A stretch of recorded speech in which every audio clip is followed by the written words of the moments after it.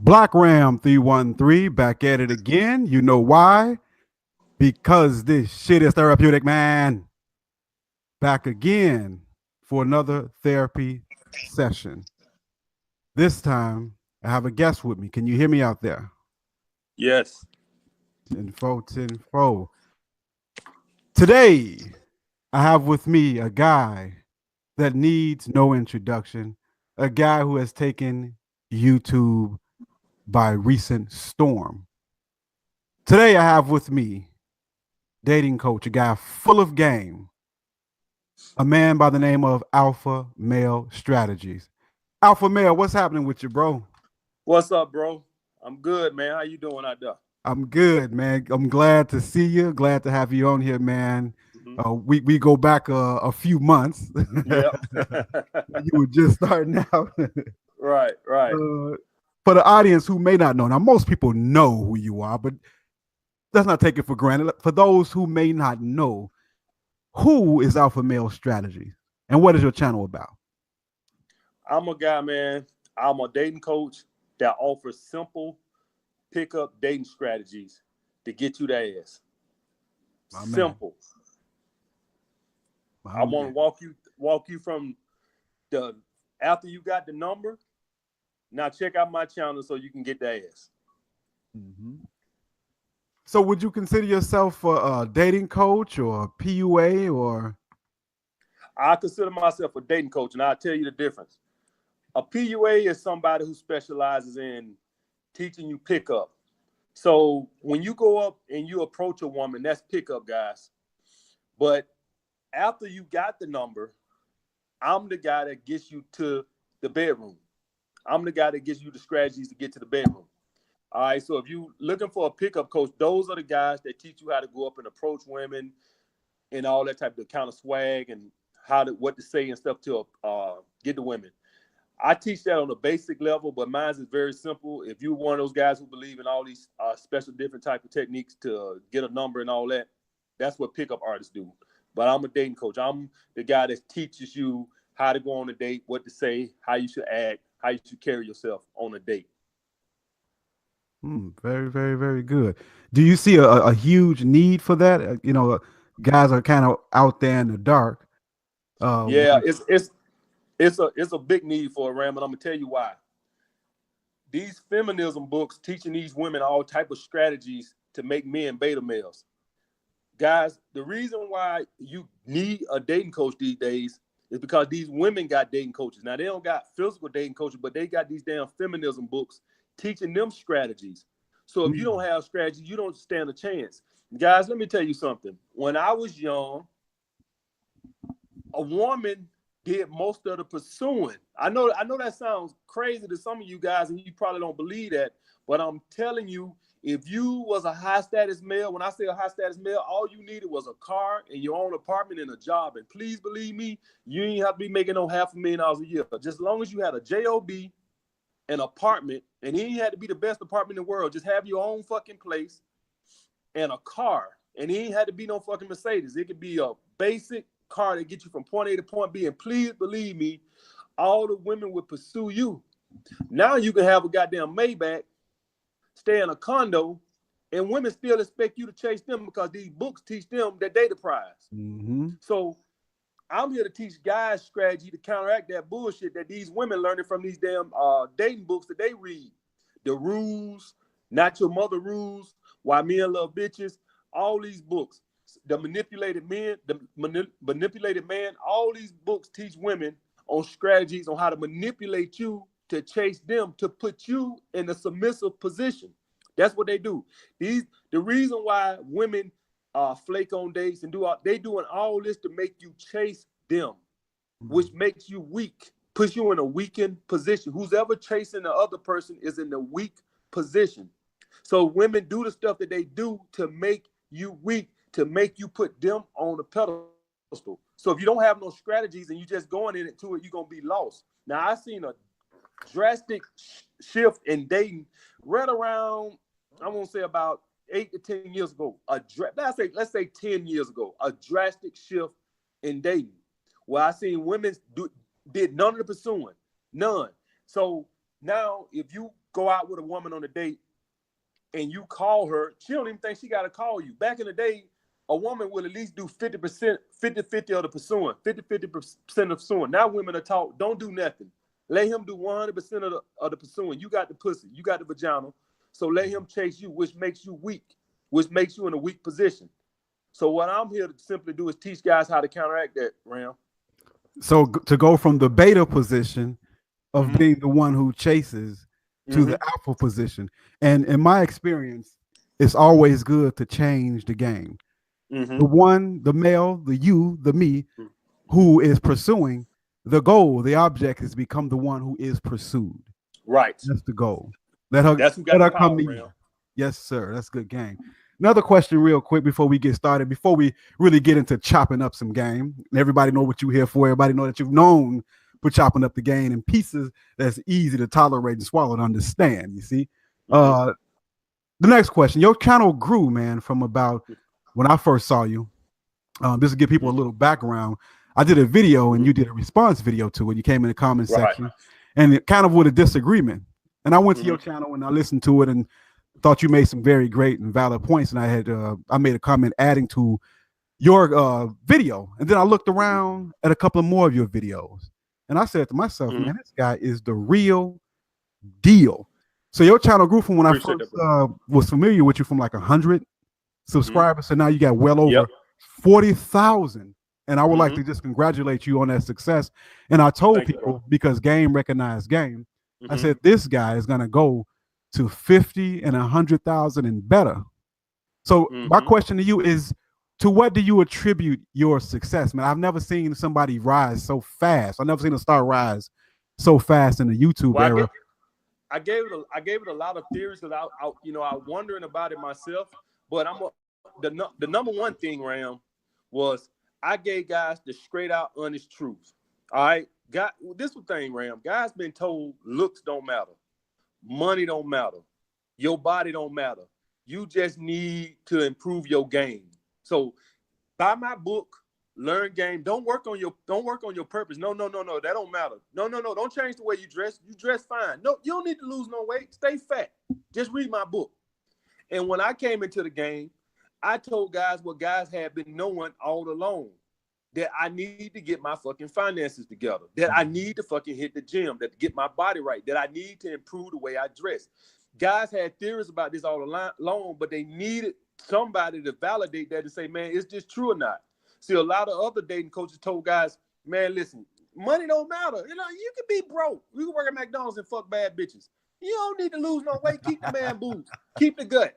I came into the game and I told guys from the get-go, most of all my early videos was, get on your goddamn grind. Stop feeling sorry for yourself. Get your fat ass in the gym. And that's what guys wanted. Guys wanted a swift kick in the ass. That's what they wanted to hear. Guys got tired of being sold that bullshit about looks don't matter when they know it's bullshit. And dating coaches know it's bullshit. So when I came into the guys already said, this dude's on some real shit. He's saying it's true. The other dating coach telling you, buy my book. Buy my book. No. Buy my program.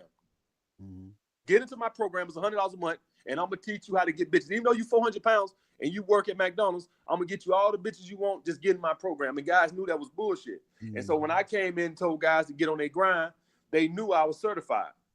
Now, some other things that helped me grow was Solo gave me an interview thanks to you asking them to give me an interview. Now, usually guys who got solo audience, 15,000 subscribers or better, don't want to fuck with guys who got what I had at the time, under 200 subscribers, maybe 150 at the most.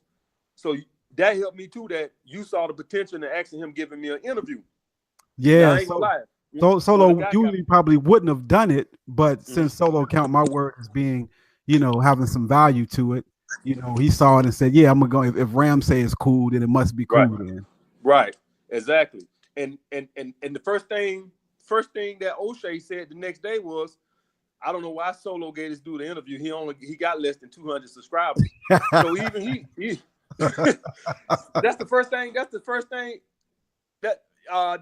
thing he fucking said, man, was I don't know why he gave this dude an interview because that normally don't happen. So for that, shout out Solo for giving me the fucking interview because that helped me out a lot. Oh yeah, like I said, I knew And even though you had only although you only go had ahead. 100 something subscribers, I knew that the game was potent, man, and I knew it was only a matter of Appreciate that, Ram. time. Appreciate that, Ram. Appreciate that. Another thing too, just so guys know, because I know guys, I see a lot of guys with channels on here. Another thing too, guys, is if a more popular YouTuber make a video, make a response video to it. Uh, so like say one of you guys make a response video to me. When that video, when people come to my channel, it's gonna show up in the suggestion box and it's gonna show your video. Now that video need to be fire. And if it's fire, like it's good, people gonna come check the rest of your shit out. So one thing I did right off the bat was I made a response video to BlackRam. I made a response video to O'Shea. I made a response video to Lucario because I knew that from making those response videos, any of BlackRam's folks was gonna see that in the suggestion because it's gonna come up as a response video. So anytime somebody watch one of his videos, it's a good chance that they're gonna see me on the side over there, my big bald head over there with a response video to BlackRam. And then they're gonna check it out. And if it's certified, they're gonna subscribe. So one thing you guys need to do, you don't gotta be disrespectful. I made response videos and I made a response video to BlackRam. If you go watch it, it's not disrespectful. You can be respectful. You can respectfully disagree with somebody in a respectful way and make a response video to it without being disrespectful. Me and Ram been cool ever since then, even though the video is different from what his opinion was, because it was a respectful disagreement. So, like, if I make a video and one of you guys who got a channel disagree with it, you can respectfully make a response video. You ain't got to be a dick about it, and make a response video to it, and all my subscribers will see it on the side. It'll pull up on the side when people type in my name. Absolutely, and that's how grown men operate. Right. We got to get mad. You know, we didn't have to curse each other out. We didn't have to go to war. Right. Respectful disagreement, a dialogue, and man, the rest is history. Now we have alpha male strategies in the building, man.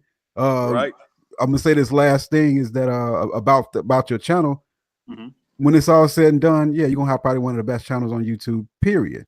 Let me shout out a few people in the super chat. Trapstar Bango, thank you, sir. We have KP Patton with his donation, much appreciated. And we have I believe it's Hip Hop Simile. Appreciate your super chat, gentlemen. But before we get into some game again, what do you offer as far as products and services for guys who really need help with the game? Right. Well, if you go to www.alphamalestrategies.com, I offer dating coaching service, and then I do the training. So if you go to alphamaletraining.com, I haven't really posted that yet, but it's coming because I got that coming on my vlogging channel. So look out for that next week. I'm gonna be offering training programs and diet programs. I don't know if y'all guys know, but I'm a personal trainer in New York City, high paid one too. Just so y'all guys know, I ain't cheap. But also, I just launched my fitness line, Alpha Male Strategy line. Waiting on the copyrights to come back, but everything should come back fine. And I'm gonna launch a whole fitness line. So I'm gonna have everything: hoodies, tank tops, everything. I'm just waiting on all my paperwork to come back fine. So that's what I got, Ram. Absolutely, that's some real entrepreneurial stuff right there. That's the alpha way, ain't it? Yeah, man. This the thing, guys. You know, and this is just how I think, guys. I get offers every day from people. I put out that married video today, and I got 2 guys Instagram emailed me today about, hey, we want you to sponsor our clothes. We want you to do this. We want you to sponsor our watch. I get that shit every day. I ain't sponsoring nobody, man. I'm a natural entrepreneur by heart. I come out with my own clothing line. I get that. I done got so many clothing offers. Guys talking about we're going to give you 20% codes and all that. No, guys. I need you guys to understand, when I tell you guys to get on your purpose, we got the benefit of social media ourselves. I don't need to work for no company. Guys, copywriting clothes and shit is not that expensive. You can go to LegalZoom and get everything copyrighted for less than $1,000. For about $1,000, you can copyright your logo and your name for about $1,000 and put your own stuff on your own social media. So why is you got to work for the man to do that when you got social media at your fingertips where you can promote your own products? It was once upon a time you used to need to work for the man because you wouldn't have the money to promote and build it. But thanks to social media, the same way women use social media to their advantage, use social media to make money and build your own brands. You don't need to go and work for people. Somebody asked me, told me I should work right for O'Shea. And my thing to them is, instead of working for O'Shea, I'll just come out with my own fucking magazine and call that bitch Alpha Male, something. I don't know. Alpha Male, some Alpha Male. And you know, and fucking hire me some guys. I'm not about to working for nobody. You know, this ain't me taking no stab at O'Shea. I'm just a natural businessman. Well, I think entrepreneur, I'm thinking like, why would I work for somebody? I would just come out with my own damn magazine and hire me some guys smart like Ram. I know Ram probably entrepreneur say, fuck that, I get my own magazine too. So, but O'Shea, I talked this motherfucker up. I talked that motherfucker up. I knew that son bitch was wheeling his head somewhere. That motherfucker. Shout out O'Shea. I talked that motherfucker. Hey O'Shea, I work for you, man. I work for you. I'm just kidding, O'Shea. Shout out to O'Shea Duke Jackson. Shout man. out O'Shea. I know that motherfucker. Come around here creeping some goddamn Hey, O'Shea is the man. He doing big things over there. Hey, as soon as I said his name, after that motherfucker couldn't type that shit fast enough. He probably broke his damn fingers trying to type that shit in. Shout out to O'Shea, man. He's doing big things over there at the Legal Manosphere, man. Very inspiring, man. Hey, O'Shea Duke Jackson out here, man, employing guys, man. He putting in the work on YouTube, man, doing damn near 2-3 live streams a day. Got to give shout out to O'Shea, man, and big ups to O'Shea, man. I appreciate you, bro, for your super chat, O'Shea. Right. And while we speaking on it, shout out to Lamont Davis, Life Entity, Brian Tim, and Keith Lamont for your super chat. But yeah, man, you don't talk to O'Shea up. But yeah, man, that's entrepreneurial spirit is the alpha way, man, for sure. Right. So my next question is the origin of the game, man. How did you come to understand the game the way you do? I do consider you an expert in the field. Right. Bro, my understanding coming from a lot of heartbreak. I'm not even gonna lie. That's where the knowledge come from. Now, I done learned a lot of shit from Alan Roger Kerr and Corey Wayne and all this and that, Lucario. Because I don't, just like, and even you, Ram, even you on that on my number one principle about to be alone, I actually got that from one of your videos. Oh my! But yeah, I got that. I got that from one of your videos. And I adopted that. And that's the damn truth. Yes, sir. You can't be alone. You can't stand. Mm-hmm. So, but most of my shit come from. Even though I learned a lot from guys and listening and reading books and shit, my greatest knowledge came from heartbreak and dealing with women. That's where my knowledge came from. That's where I would say 75% of my knowledge came from. It's just going through years of bullshit with women and just losing my job, having women bail on me, shit like that, bro. Mm-hmm. That's where I learned the game. That's where I learned shit from. And then I came in, I started watching YouTube videos. I started reading books from guys who've been, Corey Wayne, Alan Roger Kerr, these guys 50 years old. So they been where I've been a long time ago. You see what I'm saying? And yeah. And one thing Corey Wayne talks about is he was learning this shit from, he don't really talk about where he learned it from, but he learned. I'm quite sure Alan Roger Kerr picked up a lot of shit, from places and stuff like that. So just applying my life experiences to guys who've been there before me made me what the beast I am right now, Ram. Yes, sir. And learning a little bit from everybody and applying that to my life experiences. That's how I got. Now, if you're a guy and you go to watching those guys' channel and you ain't been through nothing, it's gonna probably go on one ear and right out the other. You gotta go through shit with women first, so shit resonate. Stuff ain't gonna resonate with you if you ain't been through things with women. You got to go through that. You got to take losses with women. You got to, so then it resonate. It don't resonate if you somebody and you ain't never went through something with a woman. If you ain't never been head over heels in love with a woman and got your heart broke, this red pill shit don't mean nothing to you. You laughing at red pill guys until it happened to you. Exactly. And then it resonate. It don't resonate to you love a girl up and down, you fall on hard times, and she gone out the damn door. Then it resonate. It don't mean shit to you till you go through that. So the day you go through that and then you start learning, then it's gonna mean something. So I had to go through a lot of shit, a lot of good.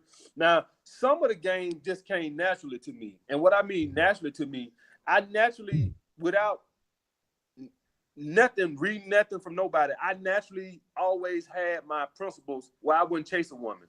And what I mean by I wouldn't chase a woman, naturally, I just knew, I say, if I call a woman and she say, hey, I'm gonna call you back, and she don't call me back, my natural instinct is just throw the number away and move on. Oh, man. Hey, that's real right there. I've been doing that like the last 25, 30 years, man. Right. Yeah, that's that real came right natural there. to me when I was a teenager, around. Wow. Naturally. That just came naturally to me.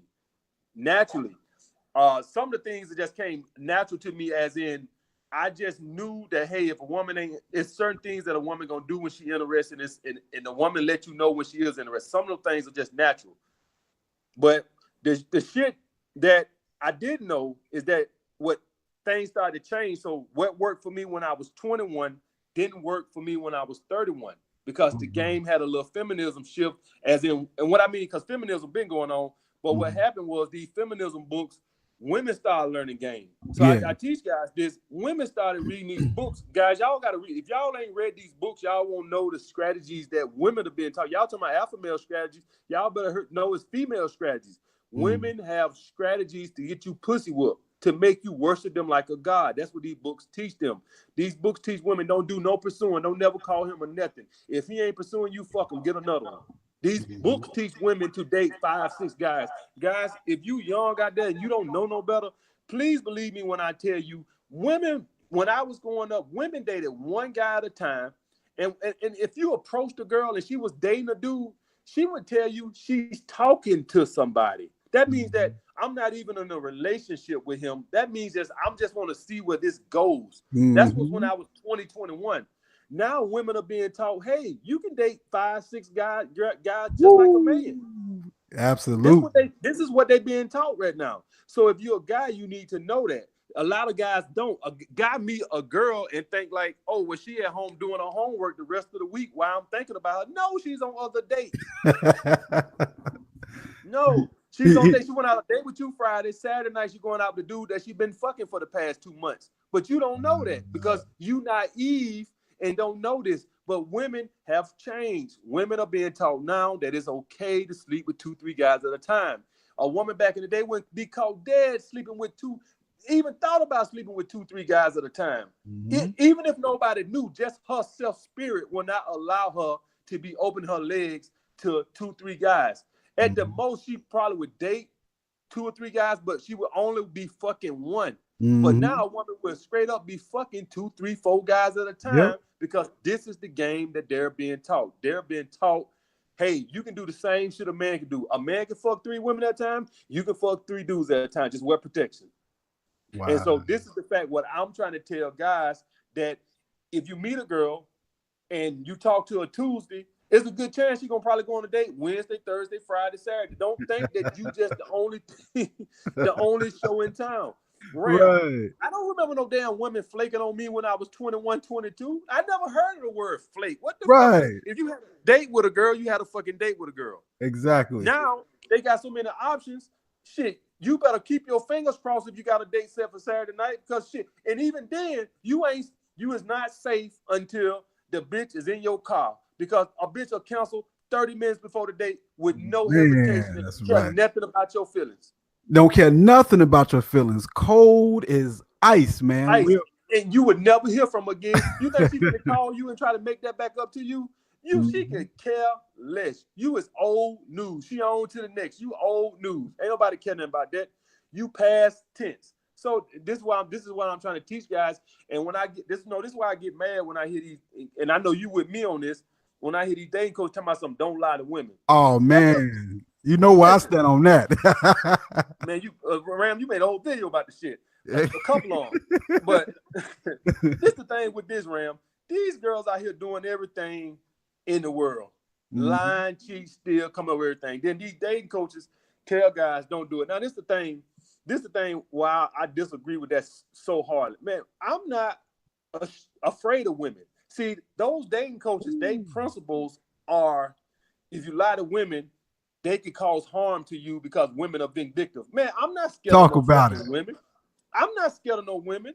They tell me something, if you lie to women, women can get revenge and want to do this. Man, who you think I walk around hiding in closets scared of women? I ain't scared of what women might. They better be worried about what I might do. That's right. These guys kill me with this. They tell me something, well, women gonna do this, they gonna get you fucked up, they gonna lie and tell you did this. Man, listen, if y'all guys want to walk around here and I made a video, then Ram, you saw it. Stop being afraid of women. Stop being afraid I watched of women. that. Ain't nobody finna be scared of no goddamn women. These guys are walking around here hiding in closets, scared of women, scared what's gonna happen. I'm not scared of no goddamn women. I'm gonna say and do what the fuck I want to do. And that's the alpha way, right? That's the alpha way, baby. That's the alpha way. And so, I said I know Ram was on me. I said, let me go. I'll make sure I bring this shit up because these guys out here, man. And this the thing, Ram. This the thing. I'm not telling guys to lie about how much money you make. I'm not telling guys to lie about where you stay at or none of that. Only thing I tell guys to lie about, if you run across a woman that wants more than what you want, leave the bitch on. Who gives a flying fuck? Leave the bitch on. Like I tell them, Ram, if you just suck a little harder, just a little harder, maybe, just maybe, you could be my girlfriend. Woo! Maybe. You gotta suck it right though. That's game right there. That's game. I heard a guy say, you ain't gonna never get the bitch. Of course, you ain't gonna never get the bitch. At least you can get a few more blowjobs out the shit for free. You know what I'm saying? Real quick, man. Shout out to Super Saiyan Bard Rock for his super chat donation. Motor Power 4250 around this biatch. And Solo TV 84 is in the chat. He is in the building. What up, Solo? What's up, Solo? Back in the day, AMS, I heard an old player say this, man, talking about women. His statement was, promise them everything, but give them nothing. Oh, man, I like that. So that's a little old school game, right, for the guys out there, man, just to go back on what you were saying about, leading them on a little bit, right, enticing them a little bit. And you know what? All of this is the art of seduction, man. You're seducing, right. An element of seduction is deception. Now I know that's a little dark, but it's the truth anyhow. Well, this is the thing. From the moment you meet a woman, she lying to you. And what I mean by that is the creature that's standing in front of you with all that fucking cake on her fucking face and that weave and that girdle sucking that damn gut in and that fucking Botox in her ass and that push-up bra making her go from a fucking B cup to a D cup with that padded bra bullshit and the heels making her legs appear longer than what they is and the stockings to make her legs look perfect. What the fuck is she doing? Exactly. She deceiving you from the fucking get-go. She's seducing you from the fucking get-go. Ain't nothing like that gonna look like that when she wake up in the fucking morning. Some people call it fake up, man. So listen, she come in the gate, man, lying and deceiving. She come in the gate with the push-up bra. She come in the gate with the foundation. She come in the gate with the lipstick. She come in the gate trying to look 20 years, 10 years younger. And here go the thing. Here go what's saying. A lady never tells her age. Why? Because she's trying to deceive. But we feel so bad when we reverse the game on them, when we do what they do to them, what they do to us, right? Thank you, Ram. Thank you. The whole thing is from the get-go, a woman knows her value is in her beauty. So she is trying to up her value. So, when you lie to her, her whole basis her whole value as a human being walking the earth is her beauty. So she's enhancing her beauty. So she's deceiving you. The whole thing that's in front of you is a fucking lie. And from the jump. In fact, they do it effortlessly, man. It's like second nature. No, listen, women know from the get-go. women learn maybe around 10. They learn, damn, men love ass. They learn that shit real quick. That men will literally cut their arm off for a piece of ass. They learn that shit, and from the fucking get go, they start learning how to fucking manipulate. From From the about the jump. age of 10 or 11, they start to realize men love ass, Mm-hmm.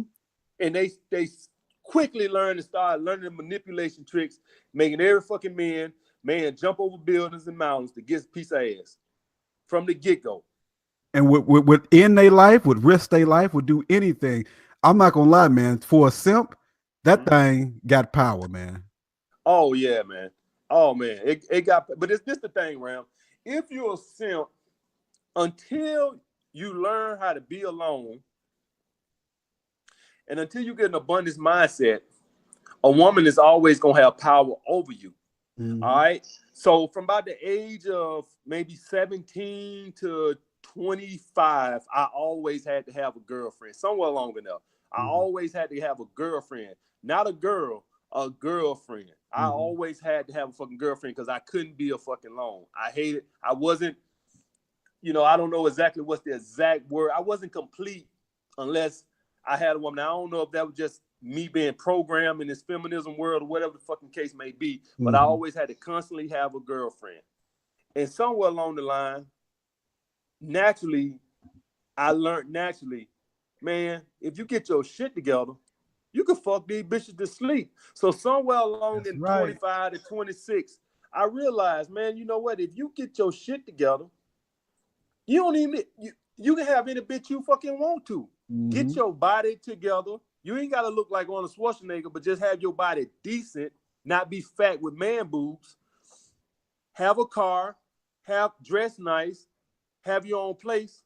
You can have 4 or 5 girlfriends anytime you fucking want. It ain't fucking rocket science. Just have a little game. A little Just game. a little game. It ain't hard. I know guys that's been doing this for years. I know a guy, I ain't gonna say his name, BlackRam, who for years, man, who's always had a team, always had a Mm-hmm. squad, always had a Mm-hmm. rotation. Mm-hmm. And it ain't hard. But It's you not gotta apply hard, bro. yourself. But at the same time, I always had buddies, Mm-hmm. on a Saturday night, they didn't have any options, man. They didn't Right. have no options. And here go the thing. More than anything in the world, they wanted those options. However, those type of guys, since they didn't have any game with them, a woman would ruin them. So I was kind of Right. glad that they didn't. I've known guys who literally ended their lives over women, man. So it ain't the game ain't really for everybody. No, it's not, bro. It damn sure ain't for everybody. It's damn sure for me though. Because it's for me, bro. Because when I make videos like that marriage video I made today and shit like that, you quickly find out that it's still guys that got the mindset that I had when I was 22, 23. And so it ain't for everybody. Because if you don't got an abundance mindset, and if you don't got the ability to be alone, like, man, listen, I go out with a girl on Friday night. If she wake up with me Saturday morning, the first thing I'm thinking is how I'm gonna get this motherfucker out of here. Now, let's fast forward that to 23, 24. I'm thinking to myself, how I'm gonna get her to spend the day with me. You see the difference in mindset. To now, I want the girl to go home. Let's go back 15 years, Oh and man. I'm sitting up thinking to myself how I can get her to chill with me today too. You see the Oh difference? man. Big I difference. prefer to be a fucking lone. I prefer it. They literally start to get on my fucking mind if they spend too much time with me. Mm. I've just laid in the bed with this girl Saturday morning as she spent the night, and I'm sitting here thinking to myself, what the fuck I got to say without coming across as a dick to get this motherfucker out of here? Wow. How to get up out of there, huh? How to fucking get up out of there? I found out after a Ooh-wee. while when she started talking about something, what's coming on? What's on TV? I said, oh hell no, I got to get up and run some errands. Oh hell no. We think we're gonna watch a movie? Hell no, it's time to get the hell up out of here, baby. And she giving all kind of excuses why she should stay, and you Right. trying to get up No, out of there. no, no. Shit, get your ass on the fuck up out of here. No, and back in the day, if she would have said, hey, I'm finna get ready to go home, I would have been the one sad. See the difference in mindsets? It's just a shift in Wow. fucking mindsets. I enjoy being alone. Man, and how Literally, guys. powerful is that? How powerful is I don't say that shit because it sounds cool, Ram. Oh, I like being alone. No, I generally like. First of all, I got too much shit going on. I that? got 5 different emails. I'm mailing out packages every fucking day. I got training programs. I got my own security company. I'm writing a fucking book. This is why I tell guys to be on your fucking purpose, because when you're on your fucking purpose, you know you need to get rid of the bitch so you can get back on your fucking purpose. Wow. She ain't gonna do nothing but block you from being on your purpose because they're fucking attention whores. Yep. And when I say attention whores, I don't just mean the ones that trying to use you for attention, don't want to fuck. I'm talking about even the ones you are fucking. They still want attention. Too much damn attention. You know what she gonna say. You know what she gonna say? She gonna come in and say, "Well, why you gotta go to work and why you gotta spend all that time doing this? Why you gotta do that? Why you can't just spend time with me? Why we can't go to the movies? Why we can't, you know?" And that's what and that's when I kick in that same old lie I always been saying. Baby, I'm doing shit for us. I'm building an empire for us. This for us. I'm doing all this for us so we can have something together, so we can take trips. That's the same bullshit lie I've been saying for the past 10 years. Woo. I'm doing this for us. This ain't for me. This for us. Wow. Man. That's real game right there. That's fire right there, bro. My goodness. No, I gotta teach him, bro. Shout out to Topo1240. Thank you for your super chat. Men of Valor, my fellow Israelite brother, Shalawam Ak. He says women are going to learn soon. Yes, sir. Shout out to Doug and Michael Danley and Stefan Clinkscales. Thank you, gentlemen, for your super chat. So AMS. So the goal and the topic of this show is to chop up some game. Yeah. So I understand you have 10 principles, and I'm sure there are 10 golden principles of the game. Golden. A treat for the guys who've joined us tonight. This is Alpha Male Strategies live with BlackRam 313 therapy session in the building. We in the house, man. We chopping up game. It's lit tonight. We have 435 watching. AMS, man, you bring them out, bro. I got to congratulate you for that. You bring them out. Hey, man, you be having 800, 900 on your... that's a slow night. That's a slow night. That's a slow night. When I get 900 now, I'm looking depressed. Like, what the rest of these motherfuckers That's the real business right there, man. Real business. And I'm doing Skypes every night, so I ain't been able to do that shit. I made time so I can chop it up with you, and I've been doing Skypes every night, so I ain't even had time to do a live cast in a minute. But I'll get back around to it. But if I got paid guys who talking to me paid cash, then you know that's gonna come first. And hey, listen, man, I appreciate you coming out. I know you're a busy man, you're a businessman. And I appreciate you coming out, showing love to the channel, man, and us collaborating. Something I wanted to do for a long time, man. And I'm glad to have you here, bro. And the guys in the chat, man, they loving it. They're glad you're here. We glad you're here, man. We appreciate you, bro. Thank you, bro. Appreciate it, man. So we can go head on and go forward with the business of today's live stream. That was just an introduction to everybody out there in the chat. We just getting warmed up, man. We got 10 golden principles. AMS has 10 golden principles to the game, man. Get your notepads out. Take notes because this is real game about to be spit here. It's about to get lit. Let's go with that fire. All right, number one. And I put this Atmos first gotta be number one. Cause this you ain't gonna be alpha and you ain't gonna conquer women until you get this. You must have the ability to be alone, guys. I think I done said that like 3 times on this. Until the day you get the ability to be alone, I mean, you don't even need a woman. And I'm going to tell you why that's so important. I don't want to just say it. I'm going to tell you why it's so important. Because let me tell you something, guys. When you're with a woman and you're on a date, if you're afraid of being alone, how you going to check her? How you going to check her? You ain't going to get more options than her. She can replace you easier than you can replace her. So how are you going to check her if you fear being alone? You ain't going to replace her before she can replace you. So how can you check her? You got to be able to have the ability to be alone. And let's say she do, and let's go deeper than that. Let's go deeper than that. Let's say she call your bluff and she just ends it because, you know, you checking me. Okay, fuck it. We done. All right. If you don't got the ability to be alone, what you gonna do? You're gonna cave. You're gonna call her. You're gonna contact her. Why? Because you can't be alone.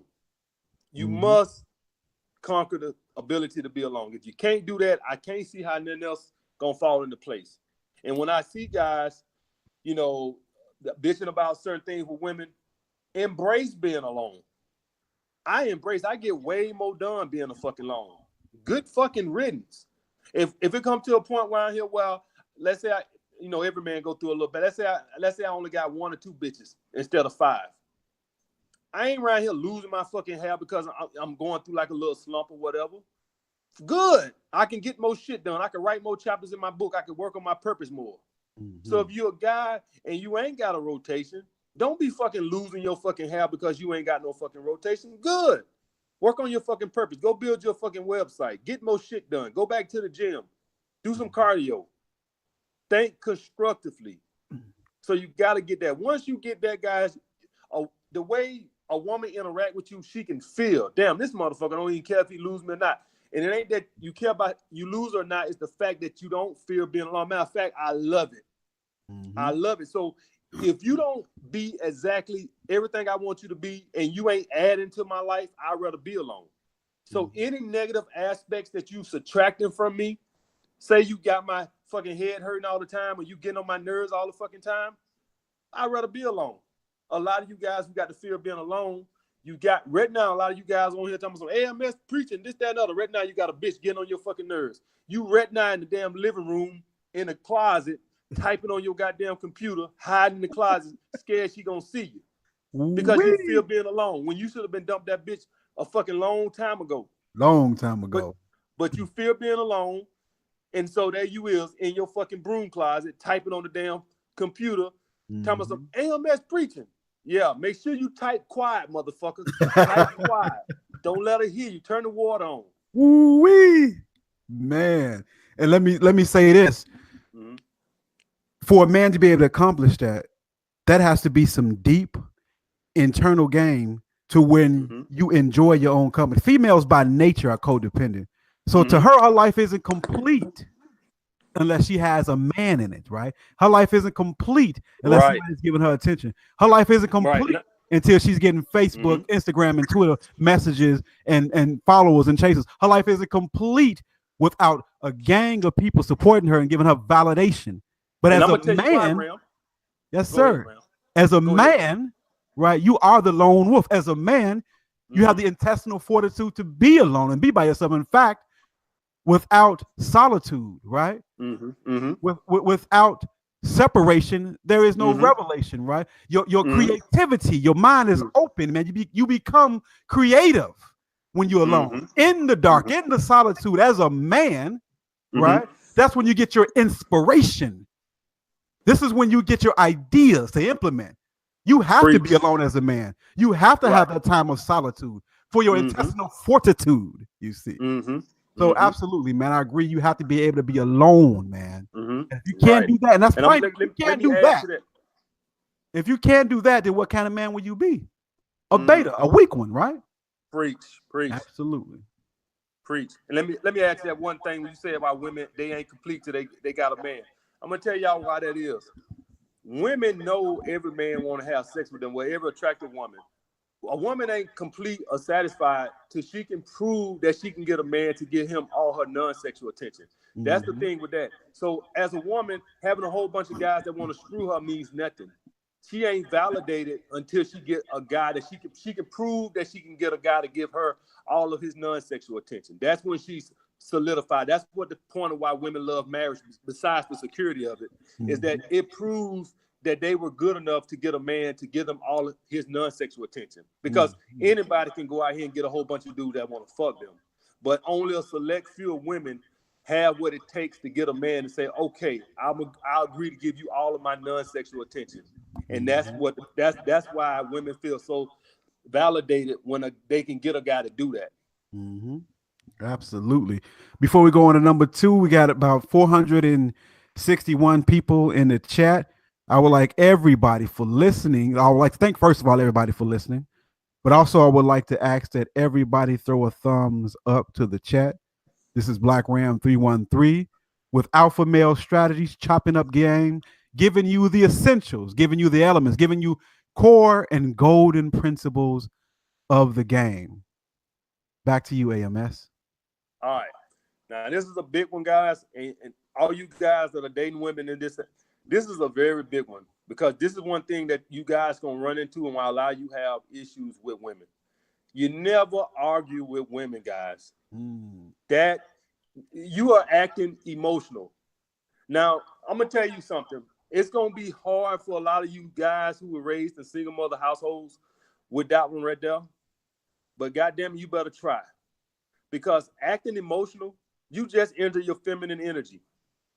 And once you do that, once you enter your feminine energy, you instantly set her into her masculine energy. Wow. That's when she's gonna start getting bitchy. And once that happens, the relationship is eventually over.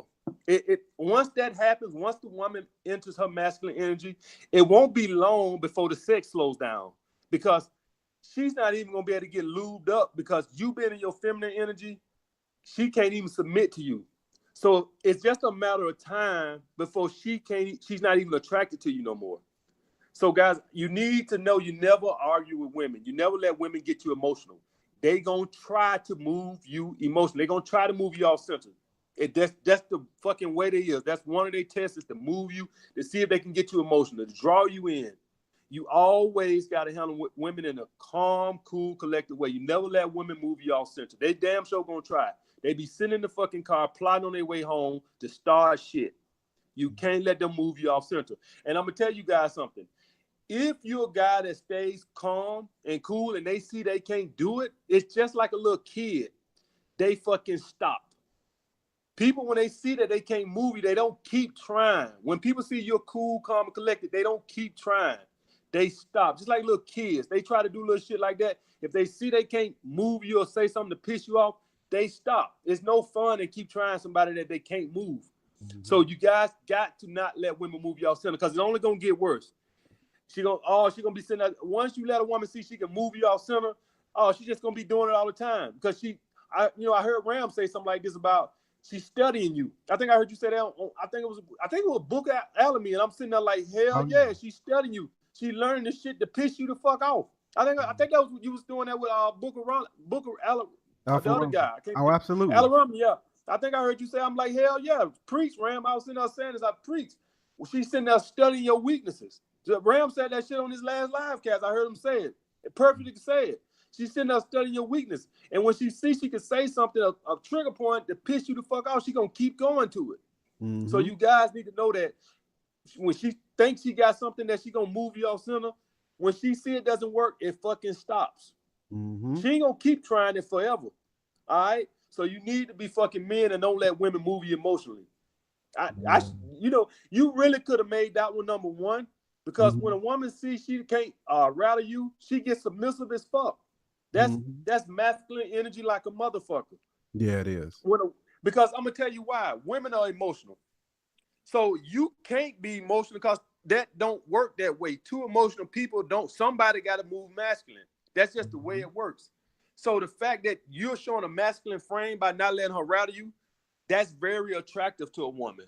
In other words, she's confident that whenever something happens, she knows that you're going to be steady because she's going to be all over the fucking way. A woman can have a flat tire and lose her fucking mind off a flat tire. Women are just like that. Every little thing, they fucking lose their fucking mind. As a guy, she feels confident knowing that you ain't rattled too. How she going to feel safe if you as emotional as her? Somebody got to be fucking masculine. Somebody got to know that, hey, everything's going to be all right. If we on a boat and the boat is sinking and the captain losing his fucking mind, well, fuck everybody gonna fucking lose their mind. The captain got to be calm. Exactly. The captain got to be calm. He can't be fucking running around losing his mind too. Somebody got to know the ship gonna go straight. Got to. And she needs you to be steady to steer the ship. Right. Like you said, if it's two emotional people, what's gonna happen? This is when you see guys all crying and upset and fighting with a woman, man, and going back and forth. And one of the reasons is that she thinks and he thinks they equals. How in the hell that's gonna work? They say two captains sink a ship. So they both anytime you got to sit up and argue with a woman and give her the same energy she's giving you, what ain't no difference. Your manhood and her womanhood is indistinguishable. Right. The epitome of weakness right there. Right, bro. Preach, Ram. Yes, sir. Real quick, shout out to a few people. We got the book of Alpharonomy in the house. We just hey, you speaking guys up tonight, bro. So shout out to BOA, man. Appreciate that. He says emotional control is the ultimate goal, my man. And we have Shout out Geek. BOA. Yes, sir. We got Geek Assault. Thank you for your super chat as well. So that was two principles right there, golden principles, man. Mm-hmm. So we're gonna move on to number 3. Again, gentlemen, if you're watching, you got 465 rocking with us right now. Go on and hit that like button. Let us know you here. Show your appreciation for this good game that's being soaked up right here and right now, live on BlackRam 313. I'm here with Alpha Male Strategy, the guy you've all been waiting for. Bad's been asking me, is Alpha Male Strategies in here? When is he coming on? So here he is, gentlemen. Here he is. Shout out to one hell of a guy with the super chat. Hey, I like that name, and I tell people, women specifically, that I'm a hell of a stud. I like that.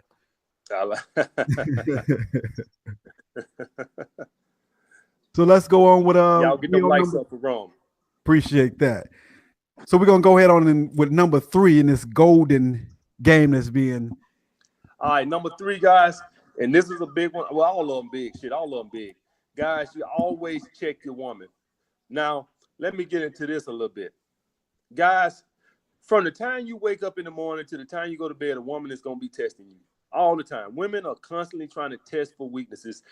See, the second you start letting her slide with shit, it's the second her attraction for you gonna start dropping. Because at that very moment, she knows that you getting a little pussy whipped. At that very moment, she knows that she's getting the upper hand in the relationship. And contrary to what y'all guys might think, I know y'all think, thanks to this feminism world, that women want the upper hand in a relationship. They truly want an alpha male that, even though they got this feminine shit, that still can fucking check them. All right? That still, and that this go to this, all that confidence bullshit, that's what this boils down to. Because this is right here is gonna test your true fucking confidence. All right. So here we is, she's getting out of line, and you getting fucking weak, and you start letting shit slide. She shows up 5-10 minutes on the date. You don't say nothing. You thinking like, no biggie. She looking at it like, okay, next time it's gonna be fucking 30 minutes. Next thing you know, she calling you and she a fucking hour late. The whole point of this, guys, is if you give a woman a fucking inch, she gonna definitely take a fucking mile. Now, when you check these women, you don't gotta be a fucking dick, because that's showing emotion. So that goes back to what I said on number 2. So if you let what she done make you get loud to check her, well, now she got you emotional. So she still won. So now she got you emotional. So you checked her, but you got emotional with it. You check her in a nice, calm, manly way. You don't let her get you emotional. If you check a woman emotionally, then she's bothering you. So you still moving in your feminine energy. So the whole thing, you always got to maintain a masculine frame. So you don't got to check a woman being a fucking loud dickhead, getting all emotional about it. You can put her in a place in a nice masculine way. Point blank, period. Speaking of which, speaking of which, a quick question. When I was watching your video earlier, you was talking about married men, and a lot of guys was asking you questions about having kids and getting married. And one of the questions was, and I'm not trying to insult you. One of the questions is, would you ever get married? Can you explain a little bit of that, why you will not get married? The only way, listen, bro, they gonna have to do a whole lot of changing of the family court for me to ever even think about. Listen, quite frankly, I don't think it's possible for me to get married, because, I don't think it's possible for me to want to be with one woman. So man, speak about it. So that right there in entirely right there is wrong. But let's hypothetically say I could. Why in the hell, with the way the family courts are now, Why in the hell would I agree for something that's gonna set me up to be her slave for the next God knows how many years? Ooh. It just don't make sense. And guys know this, and they still agree to it because women punk them. They Mm. let women punk these dudes. They guys gonna try to say this and try to say that. At the end of the day, women punk these dudes. Women come to me all the time, Ram. I got a girl that I've been dating for a year now that's been talking about a relationship and she can't get no fucking relationship out of me. Women Mm. come to me with ultimatums all the fucking time. I basically give them the choice that they can leave at any time. Won't be no Oh fucking man. relationship. And so the point of me saying this, guys, is I know women come up with these little ultimatums. Do you guys ever think to yourself, why the hell she want a marriage? Do y'all guys ever think to that? Why that's so important to her? She Mhm. wants the ability to rape you if the shit goes bad. She Man. wants the comfort of having access to your resources if the shit fall through. She wants to have some assurances that, hey, if you're gonna be fucking me, I need to be able to have the ability to rape you in family court if this shit ends. Mm. So women want that marriage to get stability. You know how good and easy a woman sleep at night knowing that, hey, if this shit goes bad, I'm taken care of. So Wow. just that point alone, I would never get married. But it's impossible for me to get married anyway because I could never be with one woman. But I'm just speaking for the guys that you know could be with one woman, but I asked them, why would you put your financial security at stake like that? I just don't get it. And for the guys that holler about prenups, let me tell y'all guys something about prenups. Women every day are getting these prenups thrown out because they're saying, Judge, he put me on a pressure and I felt pressure to sign that. And judges are throwing out prenups every fucking day. Y'all guys need to know that now women are coming up telling me something. Well, Judge, I felt pressured, and I felt like I had no other choice. That I would if I didn't sign, and he wouldn't talk to me. Judges are throwing out prenups every day, so I need you guys to know that just because you got a prenup don't mean nothing. That if a woman can prove that you pressure her into signing it, and that she really wasn't once up to it, and you pressured her to sign it, that judges throw that shit out every day. So I need you guys to know that. Mm-hmm. Wow. Real quick question, AMS. You said you couldn't be with just one woman. Mm-hmm.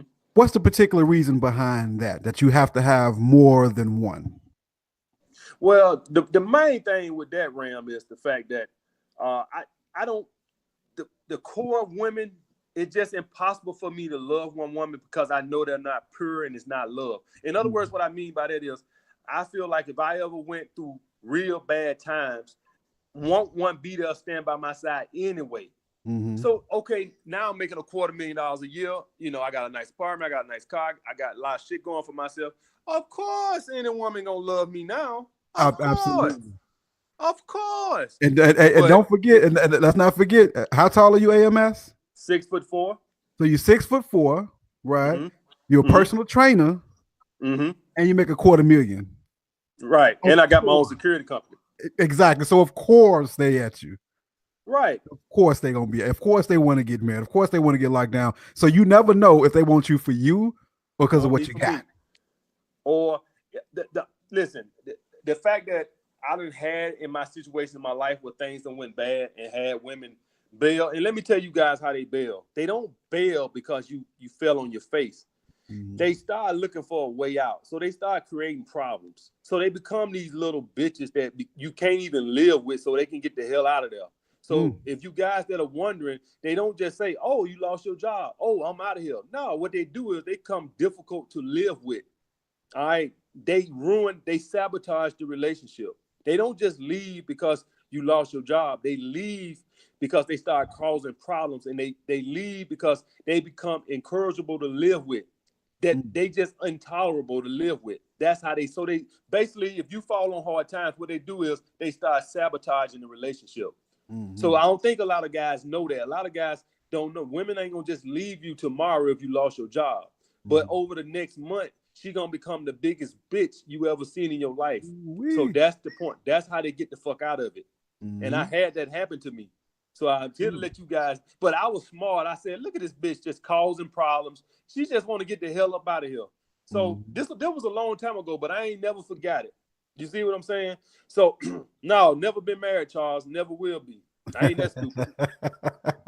Shit. He ain't I trying ain't to never slide that that one in stupid. there, huh? Nah, I saw that shit real quick. Never been married. But that's the point, guy. That's how they get the fuck out that shit. They just start becoming a fucking problem. Mm-hmm. And you got to think about it too, man. Mm-hmm. Think about ice cream for a minute. You Mm-hmm. got all kind of flavors: butter pecan, you got caramel, you got chocolate, you got strawberry. Uh-huh. Do you want to limit yourself to the same type of ice cream for the rest of your life? Why not Right. try the sherbet? Why not try the vanilla? Then you got different types of vanilla. You got French vanilla. You got But vanilla let me tell you. bean. Mm-hmm. You know, But let me tell variety you is a something. spice. Go ahead, bro. Let me tell you something. Why a lot of guys don't got that mindset. They don't want to do the work. See, they don't get it. And you know, for the guys out there that say, well, I got money and this, that, and the other. Yeah, but you ain't learned game. You still got to learn game. You still got to learn principles. You still not a fucking man. Just because you got make $500,000 a year, don't mean you still not a simp. I train guys that are fucking simps that make fucking money. So just because you got money don't mean that that's going to mean options. A lot of guys still don't never develop that alpha mindset. All Mm-hmm. right. So a lot of guys, even though you say that, Ram, they'll never develop the alpha mindset. It's a Mm-hmm. mindset. They'll never develop. I train guys, man, who are stockbrokers on Wall Street that make $1 million a year and fucking they was single.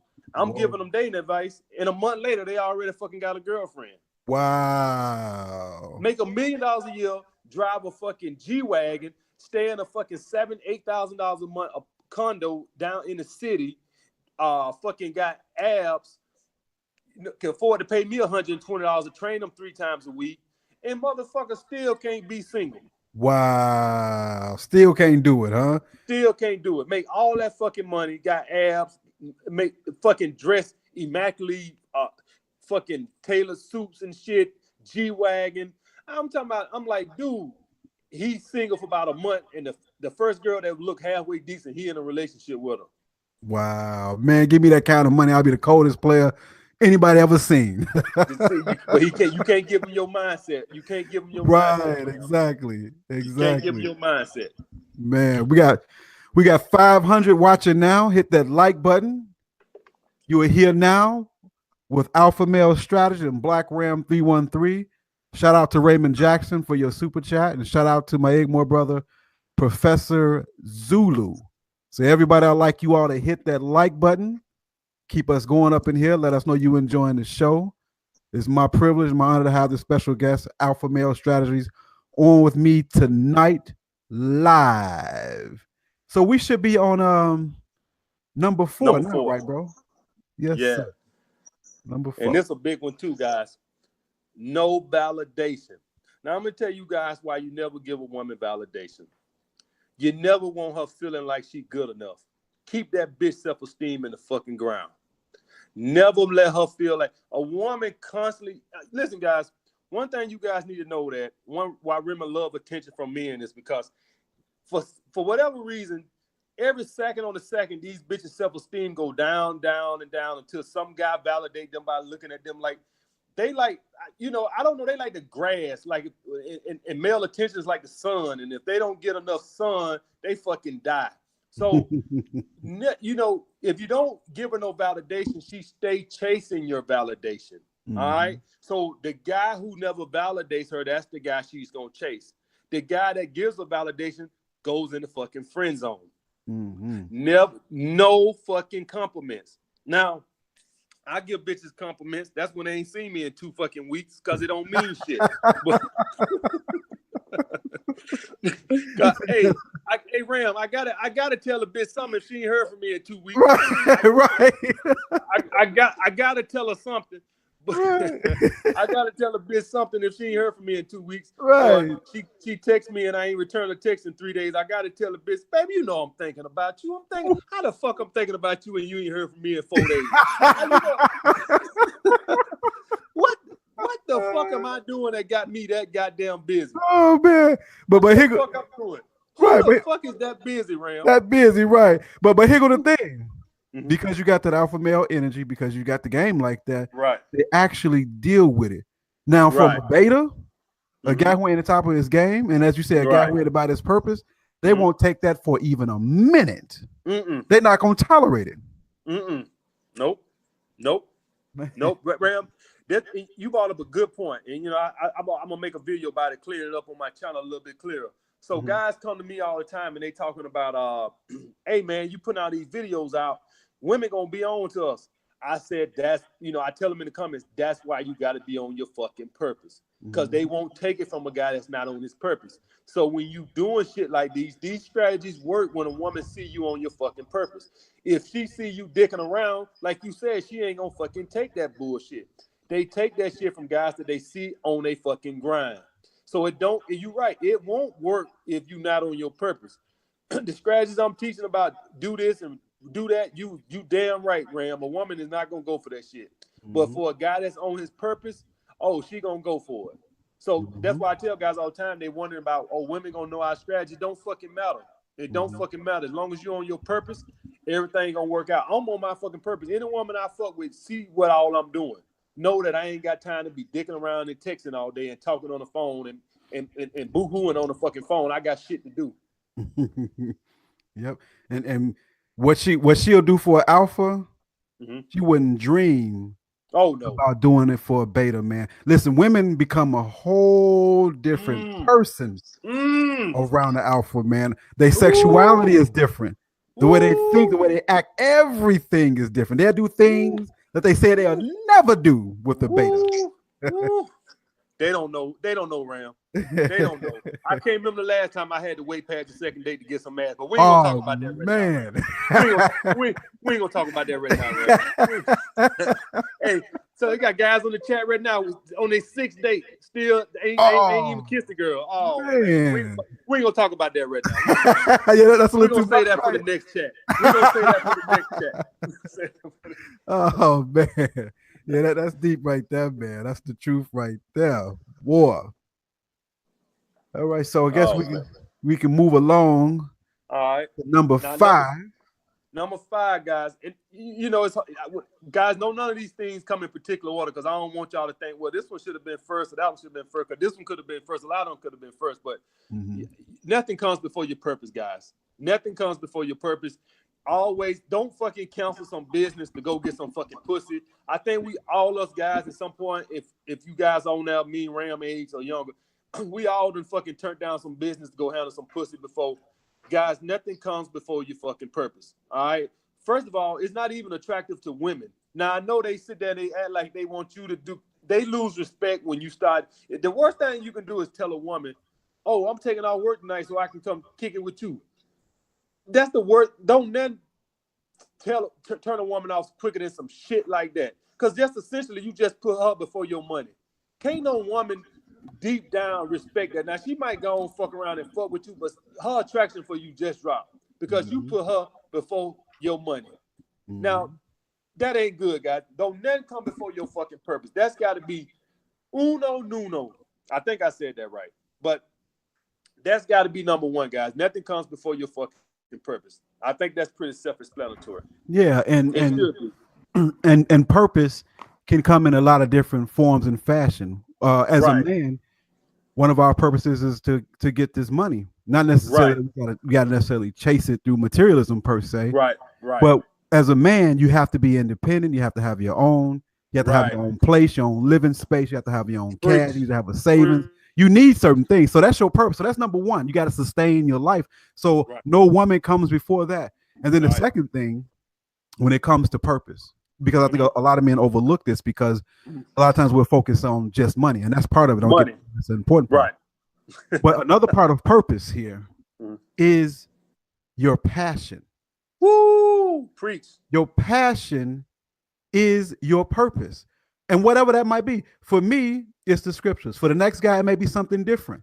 Mm, It may be your own business. It may be mm, whatever it is, whatever your passion is, mm, you cannot allow a female to come before that whatsoever. Because that is mm-hmm. what sustains your life energy. This is what you have been And this created is for. This is what you here and designed to do. So no woman should come before that. In fact, your purpose, your money, your passions, she should fall maybe if you got a woman that you're really rocking with, she should fall like maybe number 4, number 5. Definitely not number 1, definitely not number 2, definitely not number 3, maybe number four. And that's not to say that you gonna be disrespectful and Counterwoman is nothing. No, I'm not saying that. But your purpose needs to be high up on the list, man. Woo! High up on the list. Your passion needs to be high up there on the list. But yes, I just wanted to add that real quick. That's a very important part of it is your passions, man, and that should supersede any female. You know what? That's probably number one. I'm gonna tell you why I would put that above the money part. I'm gonna tell you why. Because if you got your passion, man, you could be fucking homeless. If you love what you fucking doing, man, and you fucking if you want to be saving little Ethiopian kids in the fucking jungle in Africa and living in the forest and shit, if that's what you love to do, you can find happiness from that. If you a guy and you want to perform in the middle of Times Square with a fucking guitar, and that's just what you love to do, and you fucking happy, and that's what makes you happy, knock your fucking self out. You know that I would put that. You know what? I would put the passion before the money, because if you doing, because I'm gonna tell you why. Let's hypothetically say you're a lawyer and you make $300-400 grand a year, but you fucking miserable.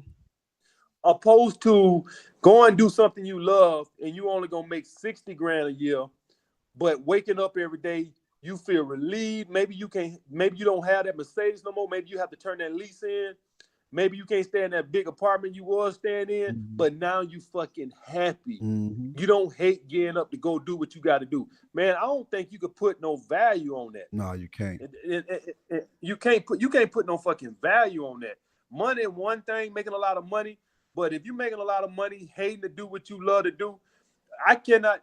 All the stockbrokers that I train, Ram, all of them burn out after about 10 or 12 years because it's a very stressful job gambling with people money. Oh wow! And I they didn't all know that.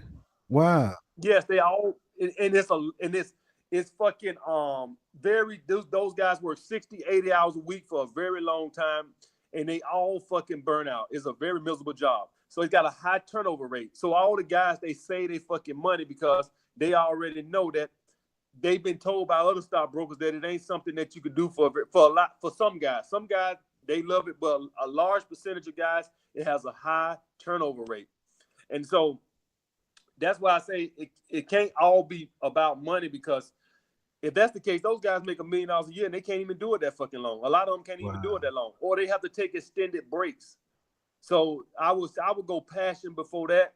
But money, like you said, is a very important part of it, but I would definitely go passion number one. Wow. And I see YouTube fucking you over like they do me now. And what I mean by that is I'll have 900 online 1 second, and then I'll look up in 2 minutes, it'll drop down to 650. Yeah. YouTube, yeah, they do me like that too.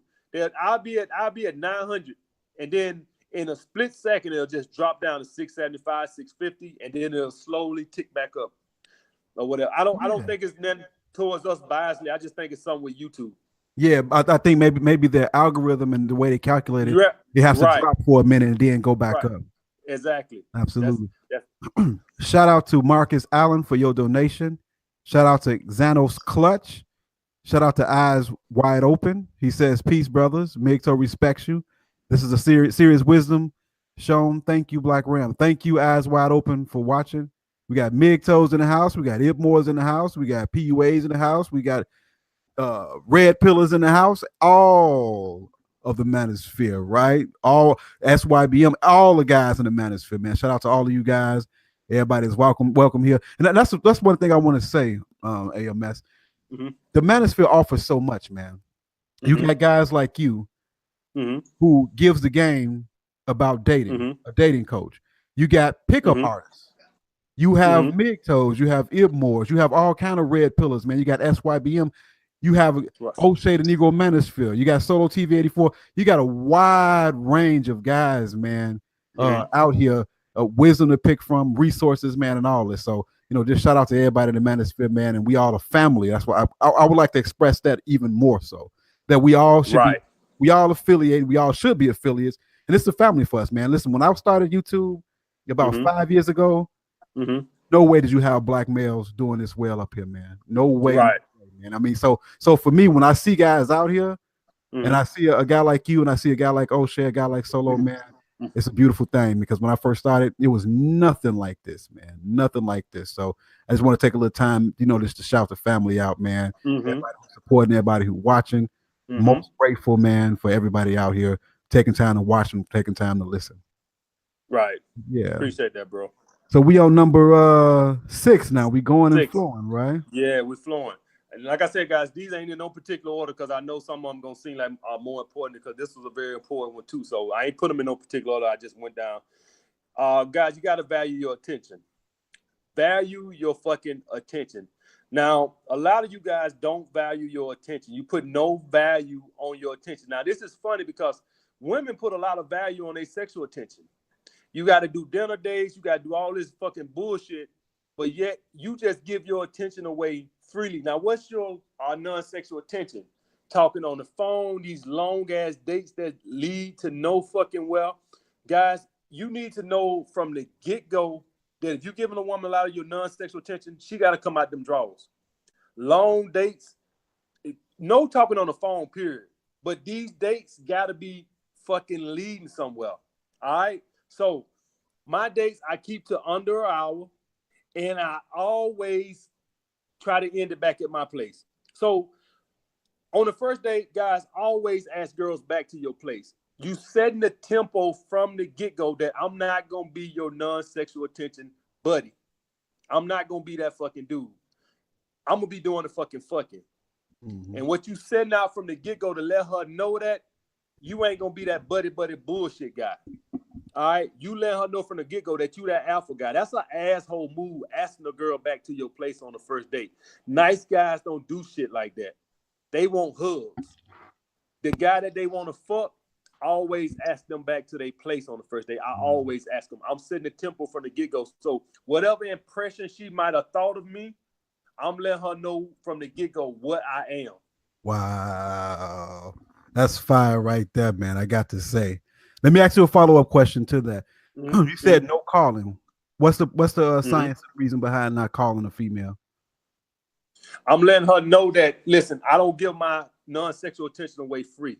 It don't come easy like that. You gotta earn that. That's the whole point behind. That's the whole point. I'm setting the tempo from the get-go that all my non-sexual attention comes with a fucking price. Wow. So she has to earn all of that. She got to earn all of that. I'm a busy, high-value male. Past the first phone call where we're going to get to know each other, where we can set up a date and all that bullshit, that's going to be about 10 minutes. Past that, we ain't got nothing else to talk about. You want some of my non-sexual attention? When we see each other, you'll get it. But you only get a couple of those before I'm tossing your ass to the side of the road if you ain't, got right. Wow.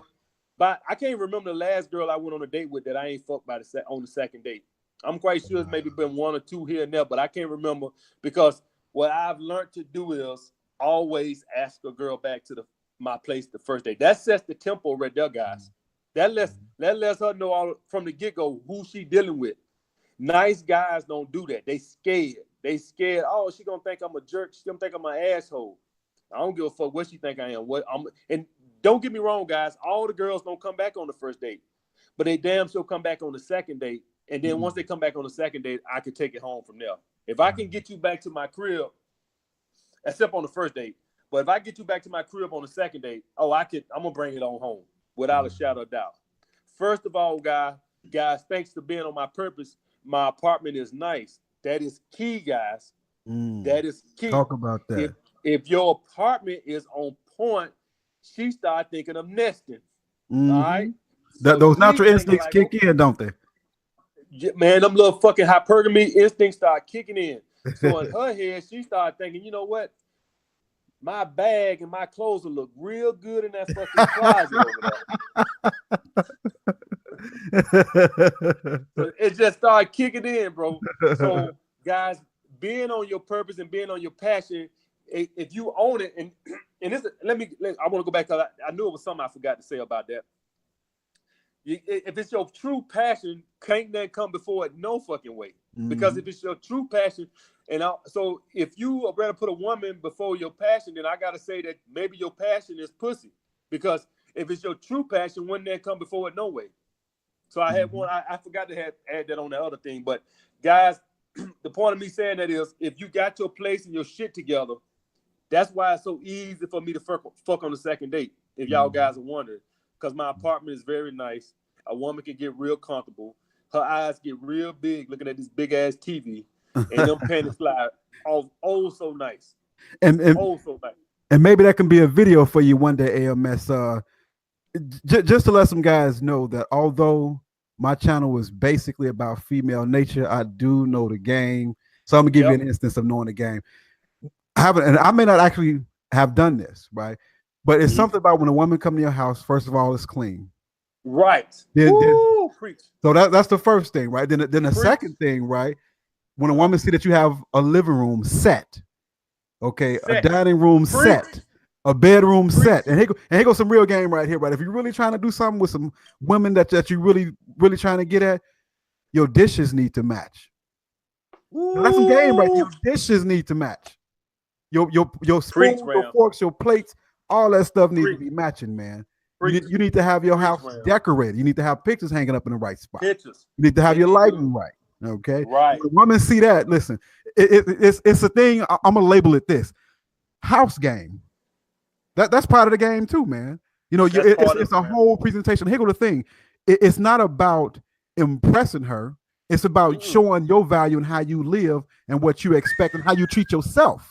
Now, if you treat yourself like a king, how's she not gonna bow down? I'm gonna say it again. If you treat yourself like a king, how the hell she ain't gonna bow down? Right. So that's the thing. That's the thing. Preach, man. Preach. So yeah, I just wanted to add some game because sometimes guys may think, you know, BlackRam talk about female nature. He don't know about the game. Man, I'm laced with this. Laced with it. That's how I recognize that AMS was the real deal because I'm laced with it too. Right. But yeah, that's the thing, bro. That's the thing. Man. So yeah, that presentation is important. So you mentioned that since you are a high valued male, whose time is scarce, so you're automatically putting women in a situation where they're frantic and they have to chase because they don't want to get left out. So they see a high value male. See, it comes down to a question of values. So since they see you as a high value male, they'll deal with the 2 weeks not calling, and when you do have time for them, they're frantic. But then they're less likely to flake because you are high value and you're showing that high value. So in other words, the game is reversed and they chasing you, which is a beautiful thing. It's nothing like it, man. I've experienced it. It is nothing like when a woman is after you, bro. Ain't nothing like it. It's a beautiful thing, and you can't help but to be a little arrogant behind that. Woo! Preach, preach, preach, preach, bro. Preach. Preach, bro. So yeah, so we on I think about number 7 now. All right, guys. I need you guys to embrace your masculinity. Now I'm gonna tell you what I mean about this. A lot of you guys think holding a masculine frame is women done trick y'all into thinking that's boring. Having a masculine frame, you ain't goofy and playing around all the time. All right. What you guys need to understand is it's about what you want and about who you are. You ain't gotta fucking turn into no fucking dancing monkey to entertain no fucking woman. All right. So when I go out with women, I'm always cool, collected. Listen. If I say something and it comes across funny, fine. But I'm not sitting there trying to entertain no fucking body, guys. I'm always holding my masculine fucking frame. Even with me and Ram cutting the food tonight, I'm in a masculine fucking frame with my brother Ram. So, guys, what you guys got to understand is a lot of you guys go into this instant dancing monkey role. As soon as you get out with women thinking you got to be a fucking entertainer because that's the beta male shit that they show on sitcoms and shit about goofing around and making women laugh and shit. But what it's about, guys, is about holding a masculine sexual presence. I think I said Ram said that earlier, a sexual presence, because that's what when Ram said they act one way with the alphas and act a different way with the betas. What the alpha has is he had that sexual presence that's more like a mature, where she can feel like she can submit to that. When you send out these friendly ass beta male vibes, you send them more off a friendly vibe. You need to be sending off a masculine, seductive vibe. not these fucking beta male cuck, playful, goofy, corny. You do some shit like that. That's when you fucking wait 4, 5, 6 days to get some ass. When you holding a masculine frame, she looks at you as an alpha male, and she feel comfortable fucking you on the first or second date. I'm gonna tell you why. Because she know you won't judge her. Alpha males don't judge women. We already know they hoes anyway. Woo! So they don't already know, huh? Listen, guys. Alpha males know what women really about anyway. That's why they'll get there now and suck our dick on the first date. They can't do no shit like that. They can't do no shit like that with you to the wedding night. Hey, Ram, they can't handle it. Well, they can't do it. If they do that shit with a goddamn beta male, a beta male gonna be like, man, I think that bitch a freak. I think that bitch a slut, man. She sucked my dick. See? Wow. It's like this. It's like one time I was talking to some buddies, man, and they said, man, if a girl sleeps with you on the first night, she a hoe. And I said, if a girl sleeps with you the first night, she just smart. She right. She's smart. Go, I mean, she know how to choose a peak. So I ain't mad. Right. There you go. Beta males don't think like that, Ram. Beta males think instantly, oh, she must sleep with every fucking body because I ain't special. I'm dirt of the earth. So anybody crazy enough to sleep with me on the first night must be fucking sleeping with everybody because I ain't shit. See, alpha males don't think like that. Alpha males think like, shit, I'm just a hell of a nigga. Beta males think like, well, if she slept with me, she gotta be sleeping with everybody. Wow. And you know what? The beta is right because he actually telling the truth. Because she'll do things for that alpha that she ain't gonna do for anybody else. Real quick, B Clef got beats. Shout out to him for his super chat. Motor Power 4250, he made a statement in the super chat. He says, dating is simping. He says, pay up front. I'm gonna address that real quick. You can address it if you want to, AMS. Is dating simping? I'm gonna say yes for a beta. However, what AMS is talking about, what we talking about tonight, we ain't talking about chasing. So if you dating and chasing, yeah, that's simping. But we talking about reversing the game and having them chase you. That ain't simping. But shout out to Moto Power 4250. I understand where you're getting at. You want to address that, bro? I'll address it, bro. So this is the thing with dating, guys. Well, women was taught to let men do all the pursuing from the get-go, right? So if you're doing all the pursuing, that means you asking a woman out. So if you asking a woman out, you got to pay for whatever the fuck y'all gonna do because if Ram called me and say, hey, man, well, I'm a man, I'm gonna pay my own fucking way, but y'all get my fucking point. But if you ask a woman out, you got to pay for it. So technically that's a date. Now, it don't got to be expensive. Now, he said pay from the get-go. So essentially what you're saying is my non-sexual attention is worthless, so I need to pay for your sexual attention. That's why I never go that route because my sexual attention has fucking value. So after I done spent 1 or 2 dates with a girl, she gonna goddamn give me my investment back because I know what the fuck I'm doing. Now that's just the way the game is because we have to do the fucking pursuing because women don't do the pursuing. So if you're gonna go up to a woman and you're gonna invite her out, you invited her out, so whatever y'all doing, you got to pay for it. So that's just the way the game goes. That's not simping. That's just the way the game goes. Now, what simping is you doing all this fucking dating and you ain't getting no fucking ass. That ain't happened to AMS, baby. AMS getting that ass by the second date. I'm just being real. I'm being real. I don't know what you guys doing, but I get the ass no later than by the second date. So essentially, I'm out. We ain't doing that expensive. We probably getting a couple of drinks at the most, happy hour at the most. And I'm pretty much trading her my non-sexual attention to get her sexual attention because my non-sexual attention has value because I'm going to put fucking value on it. So that's what I'm doing. So if you want to call that simping, then go ahead, call that simping. But I don't have respect. I just made a video that I don't respect married men and I don't respect men who pay for sex because essentially what you're saying is my non-sexual attention has no fucking value, so I need to pay for sex. A woman give you her sexual attention for your non-sexual attention. That's the way that works. I told you guys put value on your non-sexual attention. That's why I don't talk on the fucking phone. Now a lot of you guys don't. Your value, your non-sexual attention don't have no value. Keep paying for ass. But what I tell you guys to do is to get on your fucking purpose so you can put value on your non-sexual attention. And why does value become on your non-sexual attention? Because it becomes scarce. I don't have time to be dicking around with chicks. So if I'm gonna give you my non-sexual attention, if I'm gonna give you the pleasure of going on a date with me for an hour, I'm a fucking busy man. I'm doing 40 training sessions a week. I got my own security company. I'm trying to write a fucking dating book. I ain't got time to be fucking dicking around besides all the women I'm dating. So I put value on my non-sexual attention. So if I bless you with some of my time, it's gonna cost the fucking price. If you want to know the price, look between your fucking legs. Woo! That's the fucking price. My man, my man. Shout out to D Solomon for his super chat. You mentioned something, man. I just want to bring out a little bit more. And Cold Gang, man. And I never really heard anybody put it the way you just put it. You mentioned when you deal with a woman, although you may pay up front, you know, inexpensive dates, of course, you say you get your investment back. And that's right. Cold-blooded right there. You get your investment back. And when I said investment, I wasn't even talking about money, Ram. My motherfucking time. That's right. It's priceless. My time. Now, for you guys who get off work and go play fucking Xbox all day, you don't your time ain't worth shit. You just playing fucking Xbox. Right. I'm talking about for men who on their fucking mission and on their purpose. My time costs money. Ram been wanting to do a fucking interview for the longest, guys. When the last time you guys seen me do a live chat?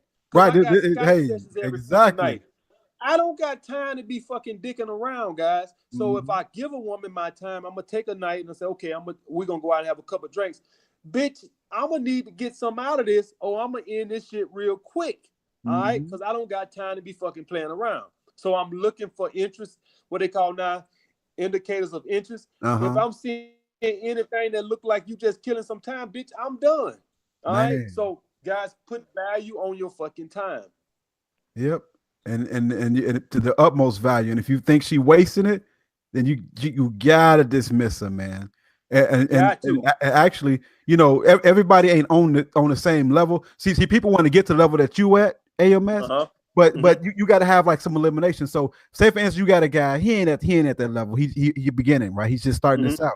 Maybe you dismiss her after the third date. Right? Maybe you got the game to take on out on the first or second day. Maybe you got to go to the third, maybe in the fourth. However, you got to have a limit, man, to how much energy you're willing to give the female before you say it's over with. Because it'll be 3 months later, you in the friend zone, don't know it, talking about when can I see you again? Hell no. Hell no. Right, Ram. And to add to that point, again, guys, when I was saying about value your time on that aspect right there, what Ram talking about. If you got a lot of free time and you know, not on your purpose, you just work a job and you're not on your purpose, you're not doing what you're supposed to be doing, your time doesn't have no value, because at that point you need the woman to fill your time. So now she's doing you a fucking benefit because you bored. So the point being, if you own your purpose, you quickly realize, man, baby, I don't have time to dick around. So you gonna dismiss her quick because you like, my time is scarce. And if I only got time to date 2 or 3 chicks, I'm not finna be wasting it with your ass. But on the other hand, if you got a lot of fucking free time, you'll sit there and you'll tolerate that shit. Why? Because at that point, she's doing you a fucking favor. So guys, get on your fucking purpose. You guys will never understand about when you get on your purpose, how much that takes your value up. Because at that point, you don't got time to be dicking around with chicks that ain't putting out. That is some real grown man game right there. And you see how it does a 360. It always comes back to purpose. So you ain't got time to play with her because you're busy about your purpose. She ain't where you wanted to, if her mind ain't where your mind is, you leave it alone. And then you talk about in your videos a lot about the abundance mentality. She just one chick. It's just one girl. It's millions of them out here, man. It's millions. Millions, bro. Millions. But I'm gonna tell you why these guys don't got the abundance mindset. Because they don't do the fucking work to get their shit together. That's right. So they have a scarcity mindset. Guys, hit the fucking gym, get on your fucking purpose, go over there to Kevin Samuels' channel, learn how to fucking dress, improve your fucking image, and fucking you would develop a fucking abundance mindset. You'll be looking in the mirror and you'll start thinking to yourself, man, I'm too good for one bitch. Like, they gotta share me. They gotta share me. Like, y'all guys see this picture that's popping up around with me right here wearing that blazer. When I look at that picture, I'm thinking like, man, that motherfucker, that's too much for one woman. You gotta share that dude. You gotta share that dude, man. That dude ain't for one girl. Man, and a high value dude, you can't help but to think like that. You can't help it. How can one woman stand next to you and that's all that you think you need? And here go the thing, it's not even about you. What make you think? Why make her think that she's just good enough just for you? Why make her think that?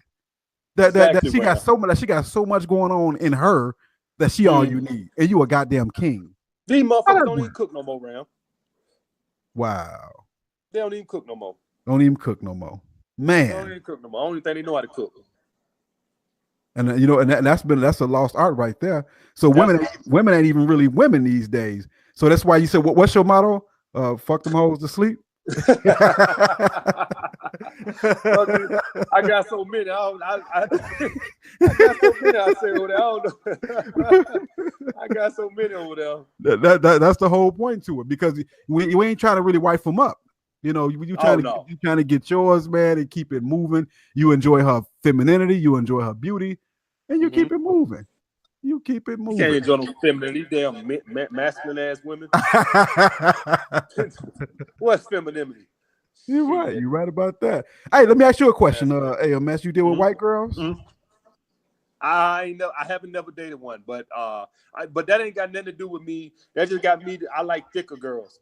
I Okay. like yeah, I like thick girls, not fat. I think you know what I'm talking about. Like Oh for yeah. all you guys that's wondering, go look at Robbie Loso on Instagram. I like my girls thick like that.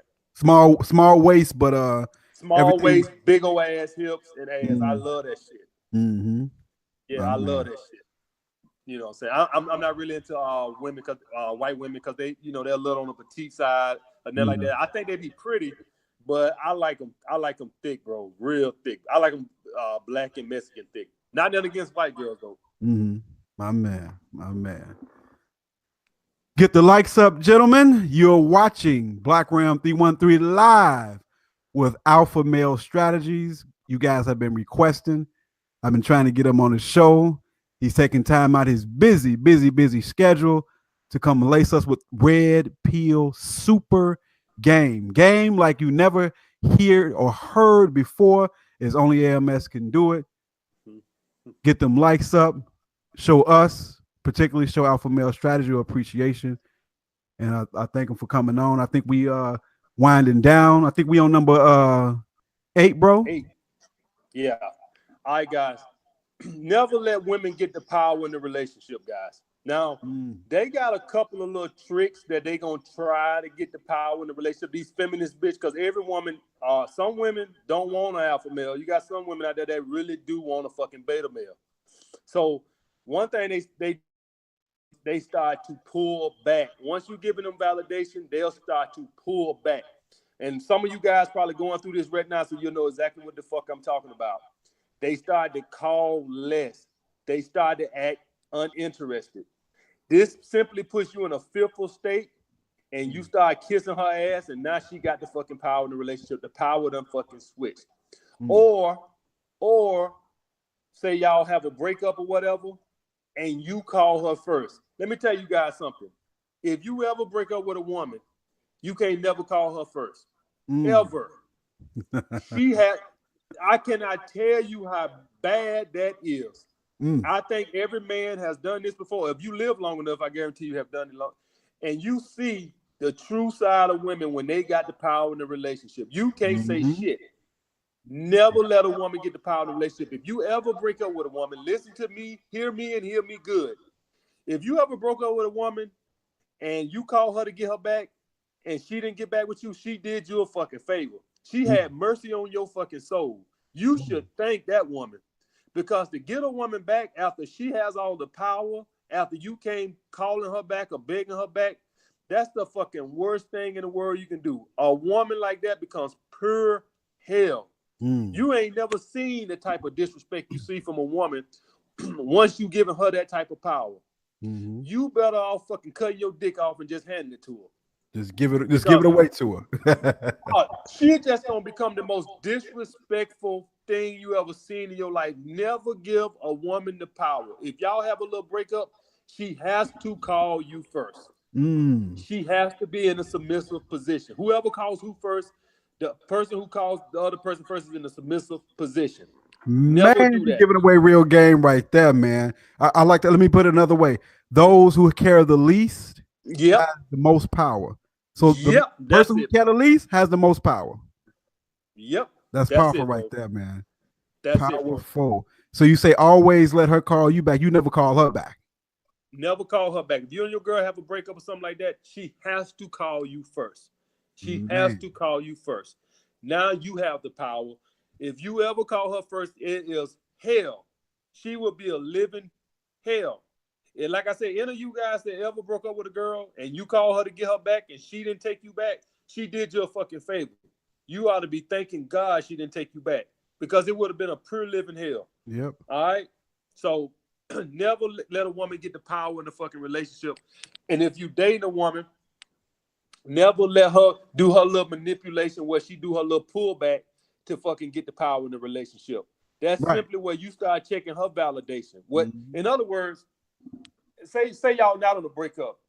In other words, she got you uncertain of how she feel about you. You don't know if she still cares about you. So you start asking extra nice. Now she has the power in the relationship. A woman should be feeling that way about you. Now, how is she going to feel this way about you? It all comes back down to purpose. When you own your purpose, you ain't giving her all your time, and she uncertain of how you feel about her. All right. So when you grinding and you let's say you whatever you love to do, I don't give a fuck. If you want to be the jack off champion, you got a purpose to jack off all fucking day. If you somewhere jacking off all fucking day, that means that she wondering what the fuck you doing. Your purpose, guys, your purpose put value on your time. It's simple as that. When you ain't got nothing to fucking do, your non-sexual attention has no value on it. All right. So essentially, what happens when you're in a relationship and you own your fucking purpose and you ain't giving her all your attention, a woman starts to wonder if you cheating, how you feel about her. She don't know because you're not spending all your fucking time with her. So now she's chasing your validation because she's uncertain.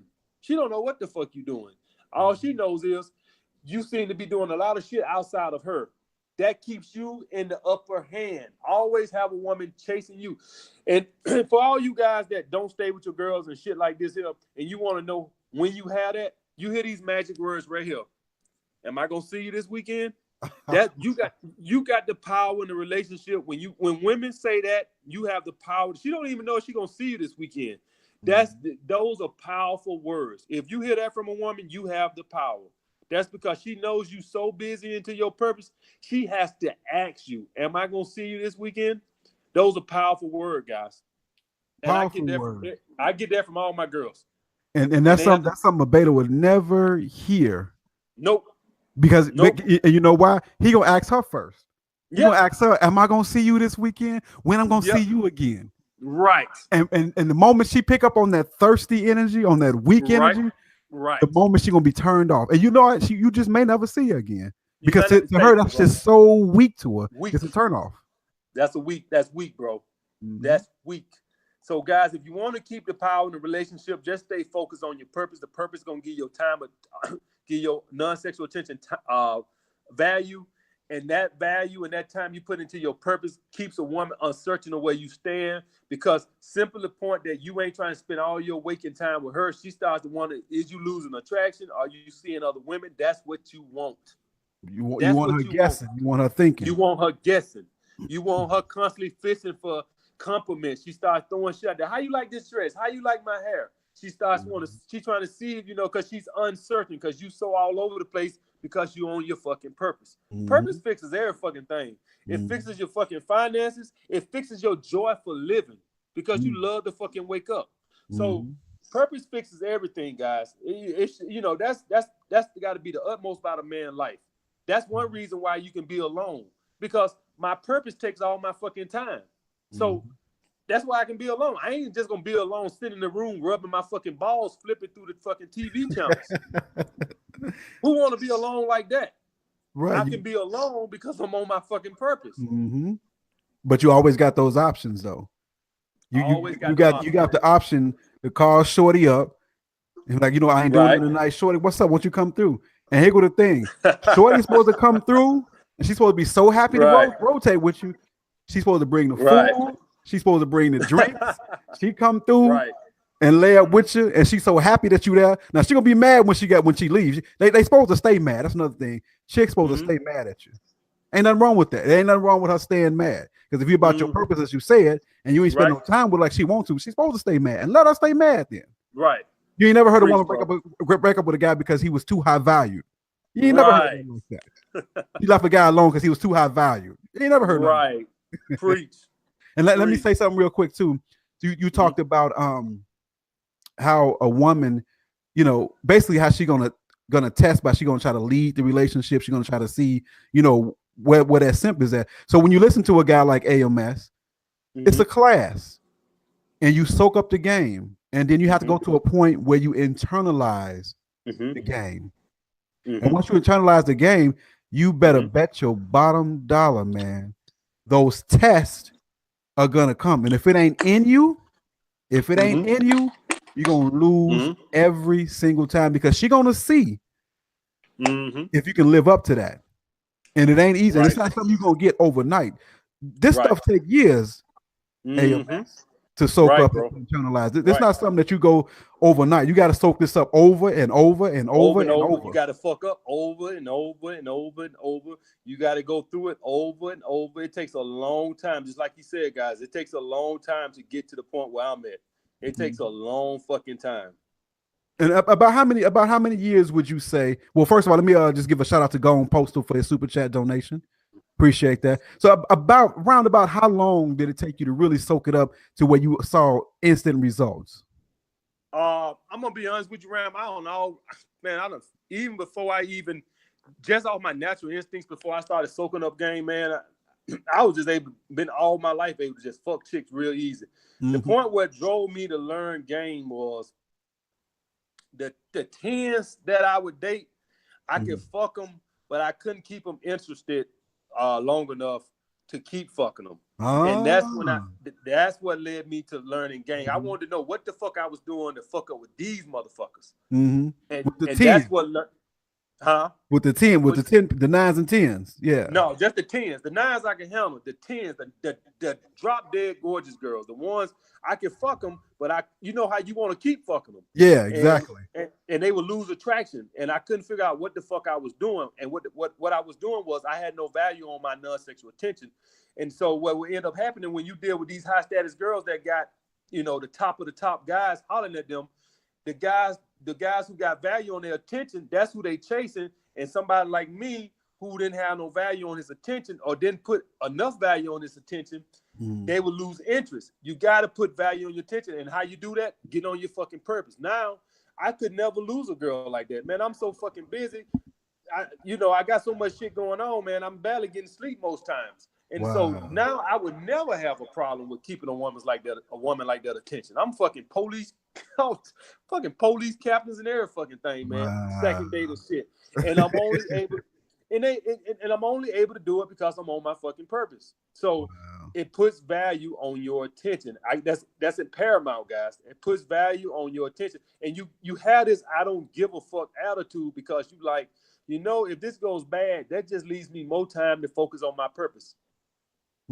So that's how it goes. It's amazing that once I learned to get on my fucking purpose hard, that's my focus on what I'm trying to do. I'm sitting here trying to do 3 things at one time. I don't have time. I'm trying to write a book, get a fitness clothing line off the same time. I got a security company. I do all these sessions in the city. You think just listen to what I said and post YouTube videos.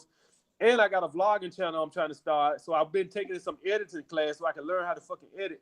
I'm doing all this shit, Ram. You think I got time to be playing with a bitch who ain't came out them draws by the second or third day? No, you ain't got no time to play no games, man. I don't have no time, Ram, and I'm already juggling girls. And so this is the thing what I'm saying. Once I learned to get on my fucking purpose, it fixed every fucking thing. My man.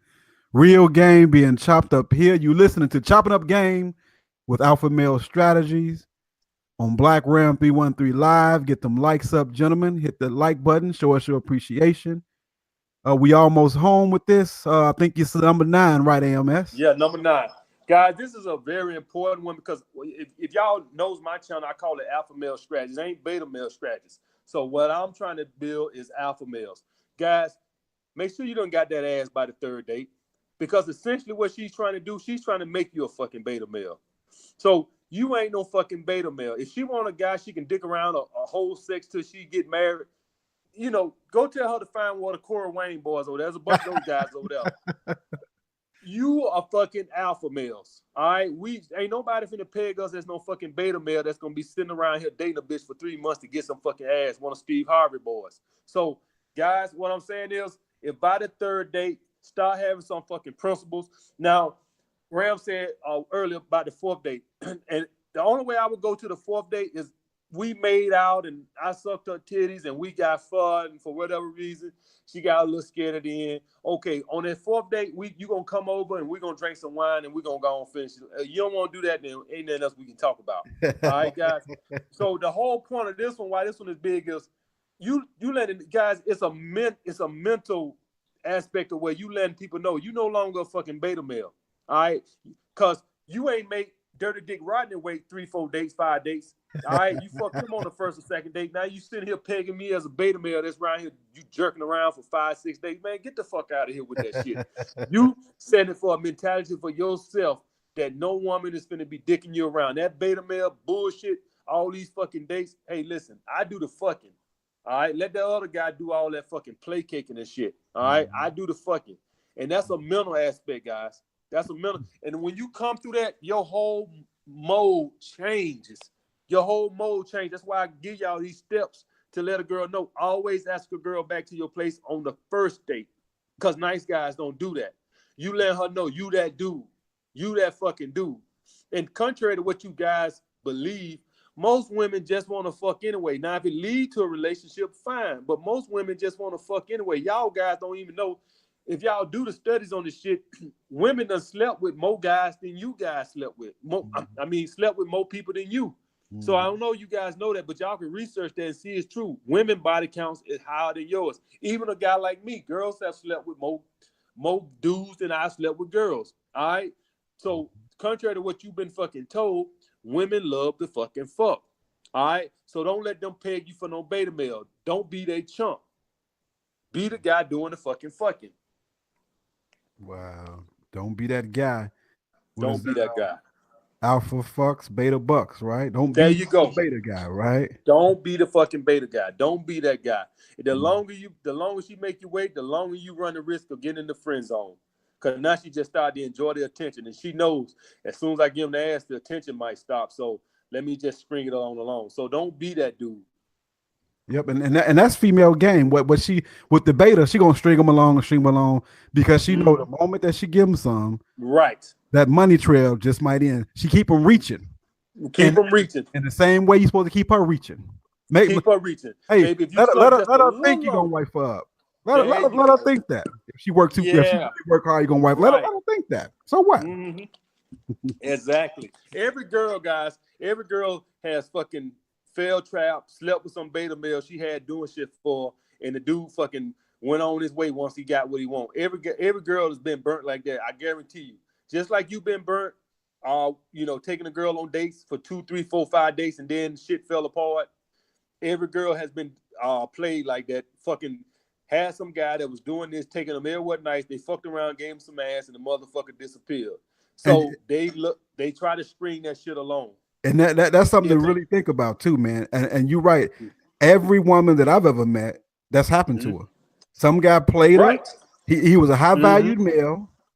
And because he was a high valued male, she got down right away because she felt desperate and wanted to keep his attention. She felt so desperate. She got to sleep with him right away to keep his attention. And when she did that, he got loose on. He let her go. And here go the thing. The reason why she did that is because she found him in such high value. And here go the thing. For me personally, just knowing that she did that for him, well, I'm Ram 1 billion. Of course she got to do that for me.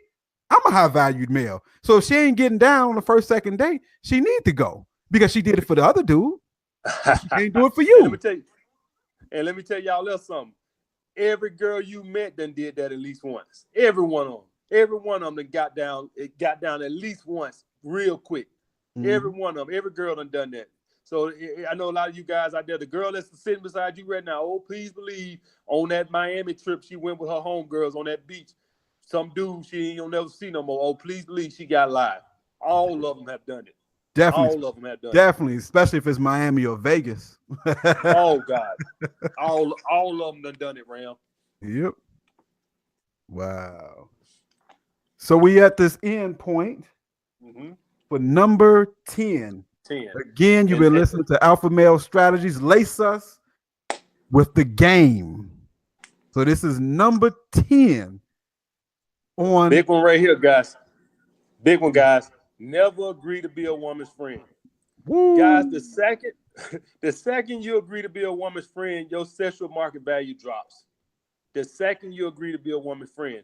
Essentially, you're saying, so you got two aspects right here. Either she friends on you and either you tried and she friends on you, or which is worse, you too big of a fucking pussy to even make a fucking move. So you're a wolf in sheep's clothing hoping to sneak in the fucking back door, which to me is even worse. Which is even worse. At least the dude who got friends on, at least he had the guts to go for what he wanted to. He got friends on.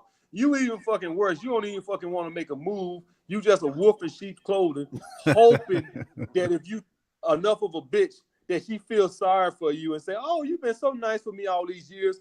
How about I just give you some ass to all these nice things you done did for me all these years? And how about I just give you some ass?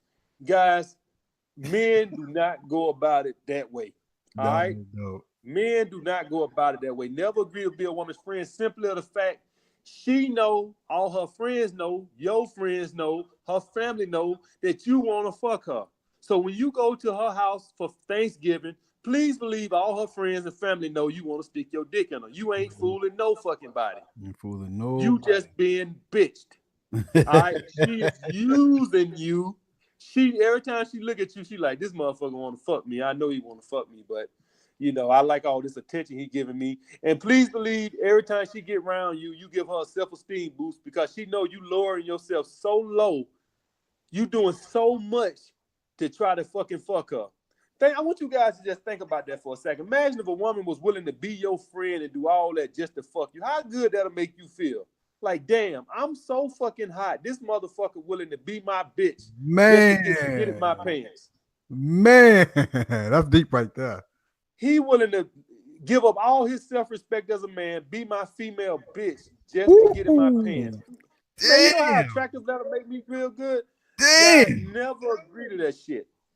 Never agree to that shit. Never let a woman lower your sexual market value like that. All her friends know that you want to fuck, so you off limits to them. Because why would I want to fuck you when my friend unfriends on you? Wow. So why would I? She gonna lower your attraction to them. She ain't gonna say nothing good about you. She gonna just make you seem like her bubbly friend. So it's not like she gonna raise your sexual market value. So guys, please believe you. Listen. All right. So here's the thing, guys.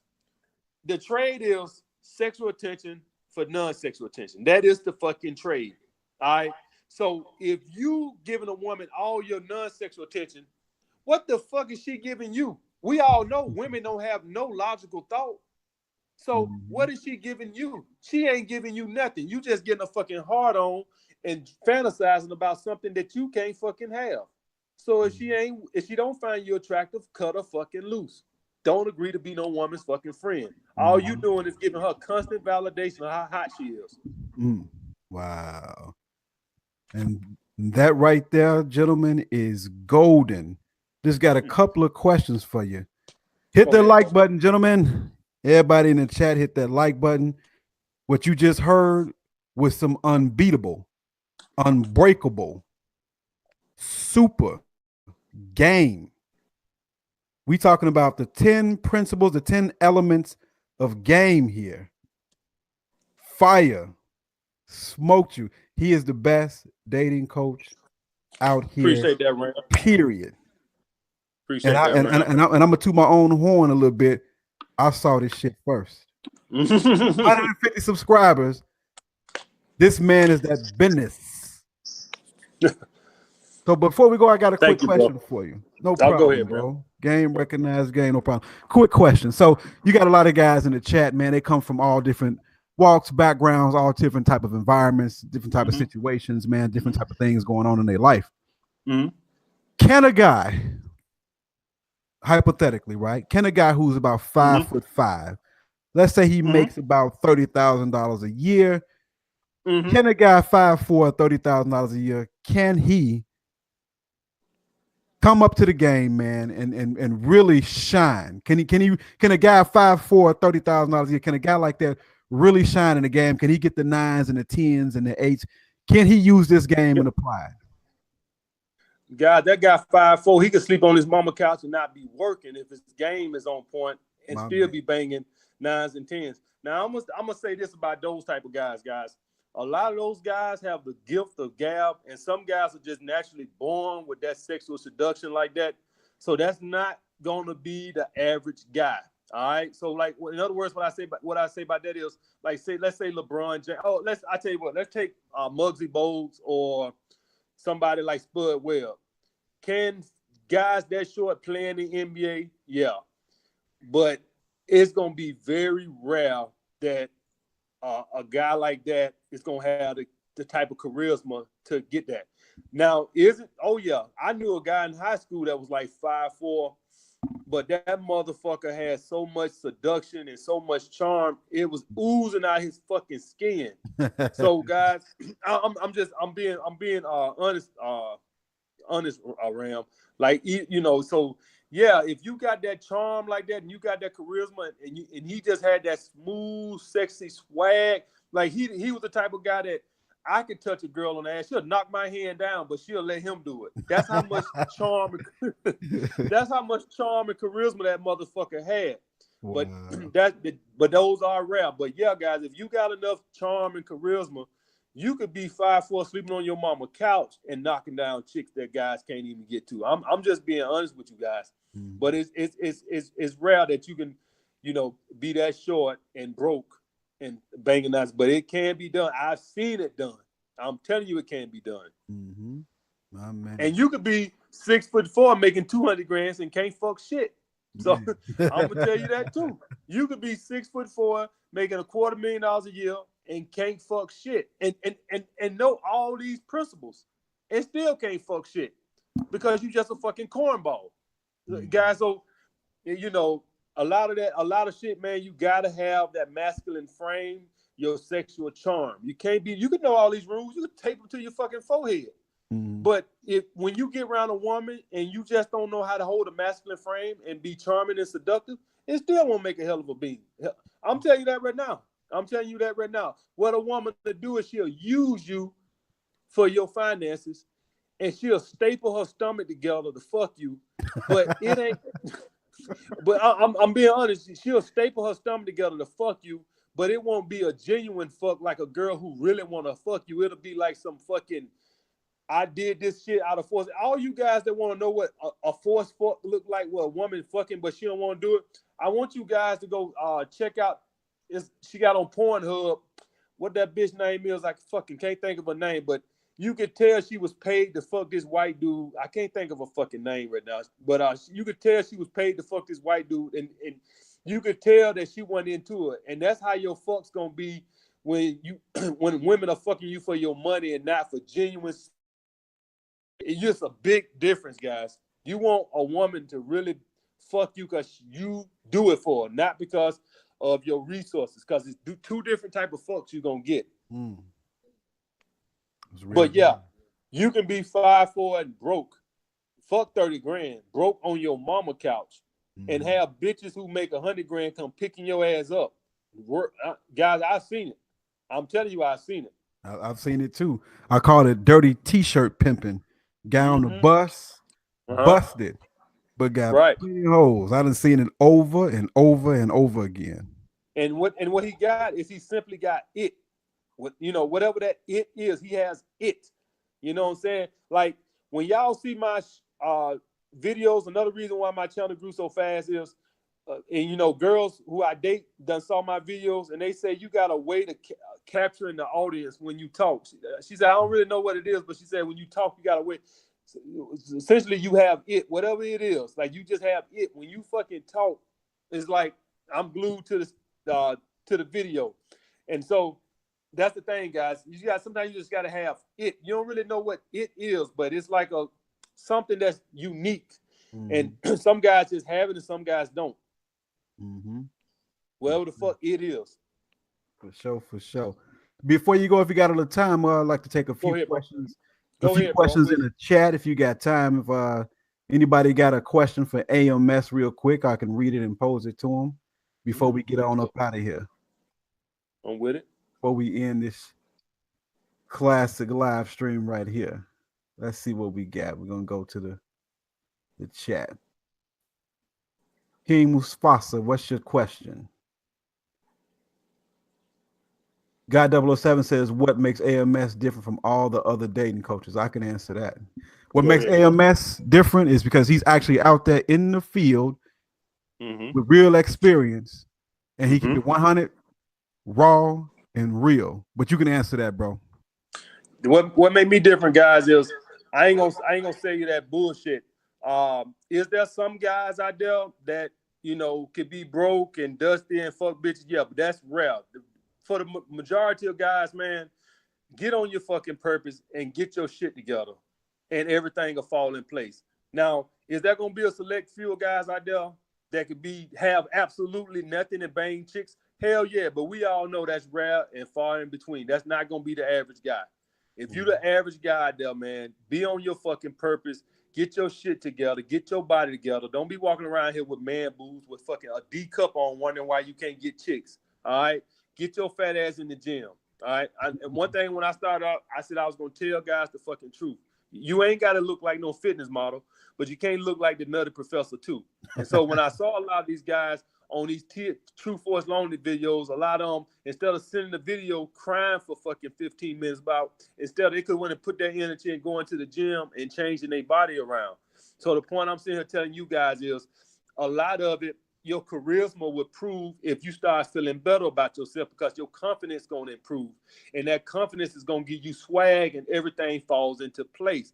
The second you start feeling better about yourself, the second your confidence, and what I mean by confidence, the confidence that, man, I can go out here and get any bitch.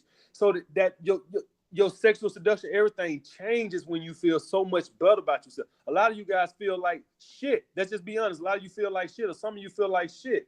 Well, when you do get a number, how you gonna be in your sexual confident mode when you feel like, man, I hope I don't blow this? When I don't nobody like me. You need to be on your swag. So what I tell you guys to get on your shit and get your shit together. When I say your shit together, I'm not just talking about finances. Get your body together. Everything's gonna fall into place. Your charisma naturally gets more confident and your swag increases. You feel better about yourself. Mm-hmm. So I don't want you guys saying, "Oh, well, he said you could be broke on your mama couch." Guys, that's for a select few guys. The average guy, that's not gonna be the case. The average guy is not gonna have that kind of charisma to pull that shit off. There's only gonna be a select few guys that can not have nothing going for themselves and pull some shit off like that. So don't even get into that. The average guy is gonna have to have their shit together. I would say at least 90% of guys is gonna have to have their shit together. It's gonna be a select few guys that got the charisma to fuck bad bitches and don't have shit. That's not gonna be the average guy. I'm just telling you the truth. That's gonna be like the percentage of guys that actually go to the NBA. So if you somebody in college playing basketball and you relying on going to the NBA, you bugging. That's gonna be a select few of guys that gonna make it to the NBA. That's the same thing I say about guys who rely on their personality to pull chicks. That's gonna be a select few of guys that can rely on that to pull that off. Only a select few. Most guys gonna have to have their shit together. And what I try to tell guys is, what the motivating coaches try to tell guys was, oh, you don't got to do that. You just need to work on your game. Buy my book. Mm-hmm. Work on your game. Buy my program. And when I came into the game, I told guys what guys already had kind of figured all along, because guys are not fucking blind. They go to clubs and they see who the fucking girls are sweating, the guys who got their shit together. The guys are not fucking stupid. They like, wait a minute, man. All the girls on this motherfucking pretty boy over here. Why, you know what I'm saying? He all ripped up and shit. Guys are not fucking blind. So when these dating coaches are telling guys that shit, now what I want to tell you about that is that just attracts women in. That just attracts women in, guys. You can be this nice, good-looking guy, but if you're a cornball, he's still gonna turn them off. So So you still need to have your shit together. You still need to have your game and shit on point, because all that just lures them in. All right, all that does is just make them choose you. But you still got to have your game on point. That's just gonna get them. That's just gonna get your foot in the door. Your game still got to be on fucking point. So that what made me different, guys. I came in the game and I told guys the fucking truth. Mm-hmm. The raw, uncut, unadulterated truth.